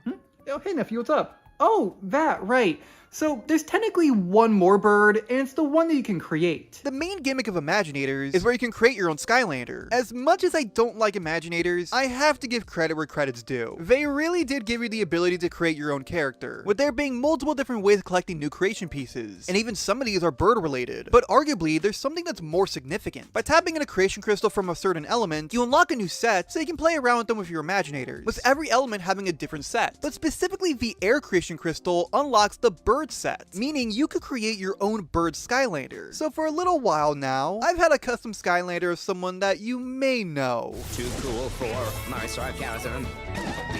Yeah, that's Bird Up. So this is classic Bird Up, and then this is Bird Up. I honestly had a lot of fun with the creation process. You can give the bird pieces to any of the custom Skylanders, regardless of their fight style or their element. I gave Bird Up the ninja class in the air element, because I just think it's funny, with all of his attacks being the best way I can present him, as the first attack is related to the battle class he's in, where he's throwing pizzas acting like ninja stars. He likes pizza, I don't know what to tell you. His second attack is related to the element he's in, as Bird Up sent out birds to fly out and shoot eggs. His third attack is a secret technique, where he throws ninja mines, but the Imaginators also have a 4th attack as their soul gem. If you press the right trigger, he briefly disappears throwing pizzas, then reappears with a smash onto the ground. The Imaginators are also incredibly strong, not only for them as a character, but they can also go beyond the usual max level of 20, depending on how many senseis you tapped into the game. Theoretically, if you tapped in every different sensei, their variants, the unreleased Heartbreaker Buckshot, and a bunch of the existing and technically not existing chase variants, the level cap can go up to 80, but this is only really possible if you're using something like NFC cards. Either way, the creation crystal, custom Skylanders, whatever you want to call them, are an interesting thing when talking about Imaginators. The air creation crystal is required to get the bird set. Usually all the different versions go for around $10 to $15 each. Although, like I mentioned, there are a couple of extra bird related pieces here and there that can be found in the game itself. The total count for every different iconic bird in Skylanders is 18, if we're not including the other enemy birds or the small random birds that show up. But we haven't even considered the creation crystals, as theoretically, since everyone could create a different bird in Skylanders, and that there's pretty much an infinite number of different creations, for all intents and purposes, there's technically an infinite number of birds in Skylanders. And those were the Imaginator birds. But, I don't know, I feel like I'm forgetting something. Hey Andre, do you know how to open this? Also, what happened to Andreas? Did he forget about it? Oh yeah, Andre died. I believe you're referring to my good friend Froggy. I think he meant the bird Skylanders. No, dumbass, he's clearly talking about us. Hey, don't speak to her that way. Okay, guys, stop. those were the birds in Skylanders. Great, all that just for no one to show up. But go on, idiot. Give us the big conclusion we are all waiting for. Yeah, guys, I'm sorry for wasting you guys' time. So, overall, the birds in Skylanders are... She's here! Birdle! Hey Andreas, sorry it took me so long. The bus took a while and trying to fill these legal papers out took forever. Alright, Birdup and everyone else, this is my good friend Birdle. Hi, yeah, I do need to ask you all a couple of questions before we finalize anything. What do you mean finalize anything? Shut the fuck up! Okay, Andreas, so I'm just a little bit confused. Andreas, you leave for college and only come back every couple of months, and yet every time it's only to talk about Skylanders, U2s, and what's a meme run? It's an amazing game that people just don't understand. Birdup, you just sit here and make fun of Andreas because you think it's funny. You've only had one job that you quit because you thought the animatronics tried to kill you. But they were. And also, you let your entire family live here. The other adults in the house don't have employment either and just do whatever they like to do. The little one showed up out of nowhere, and the other two, I don't even know what they do. So, my overall verdict, you're approved. What? Even though your family isn't perfect, and I probably should call animal control for fostering an unhealthy environment, breaking and entering, and multiple counts of credit card fraud, because really, how do you afford all that? But it's clear by everything that I've heard from this family that you all genuinely seem like the most normal odd family I've ever seen. Every one of you are all very different individuals, but despite that, you all still live under the same roof with some amount of respect for one another. For all intents and purposes, you all probably should have killed each other by now. And yet you didn't. You're all an odd bunch, but it works for you. All I see in front of me is one big, somewhat happy family. Plus, I kinda owe James a favor, so... My name's Andreas, whatever. Alright, I just need all of you to sign these adoption papers. Wait, adoption papers. Surprise! I'm adopting you guys! Let me sign first. My name needs to be the tiniest one. Everyone please, one at a time. But Andres, why, though, after everything? Well, of course, Birdup, you're my friend. In fact, I've actually learned a lot from you guys throughout the past couple years. Birds are a unique kind of animal. From a far distance, they don't do much, fly away if you get close, and can seem intimidating. But that's why I've always loved them. Birds live in their own world, and while we may not know what they're doing, I always liked how weird they were. And it's likely that every bird that you meet will be different in their own way, with the birds in Skylanders representing that very well. Each of them are unique. Some are ordinary, use weapons, are very tiny or large, are fun to play as, are hilarious, or even adorable, just like my little family. Birds are and always have been my favorite animal, and I'm glad that my favorite franchise represented them in the best way possible, as these were the birds in Skylanders. And there you go. Those were 10 forgotten pieces of Skylanders Media. And click the video on screen if you want to see more forgotten Skylanders content. I know you'll love it.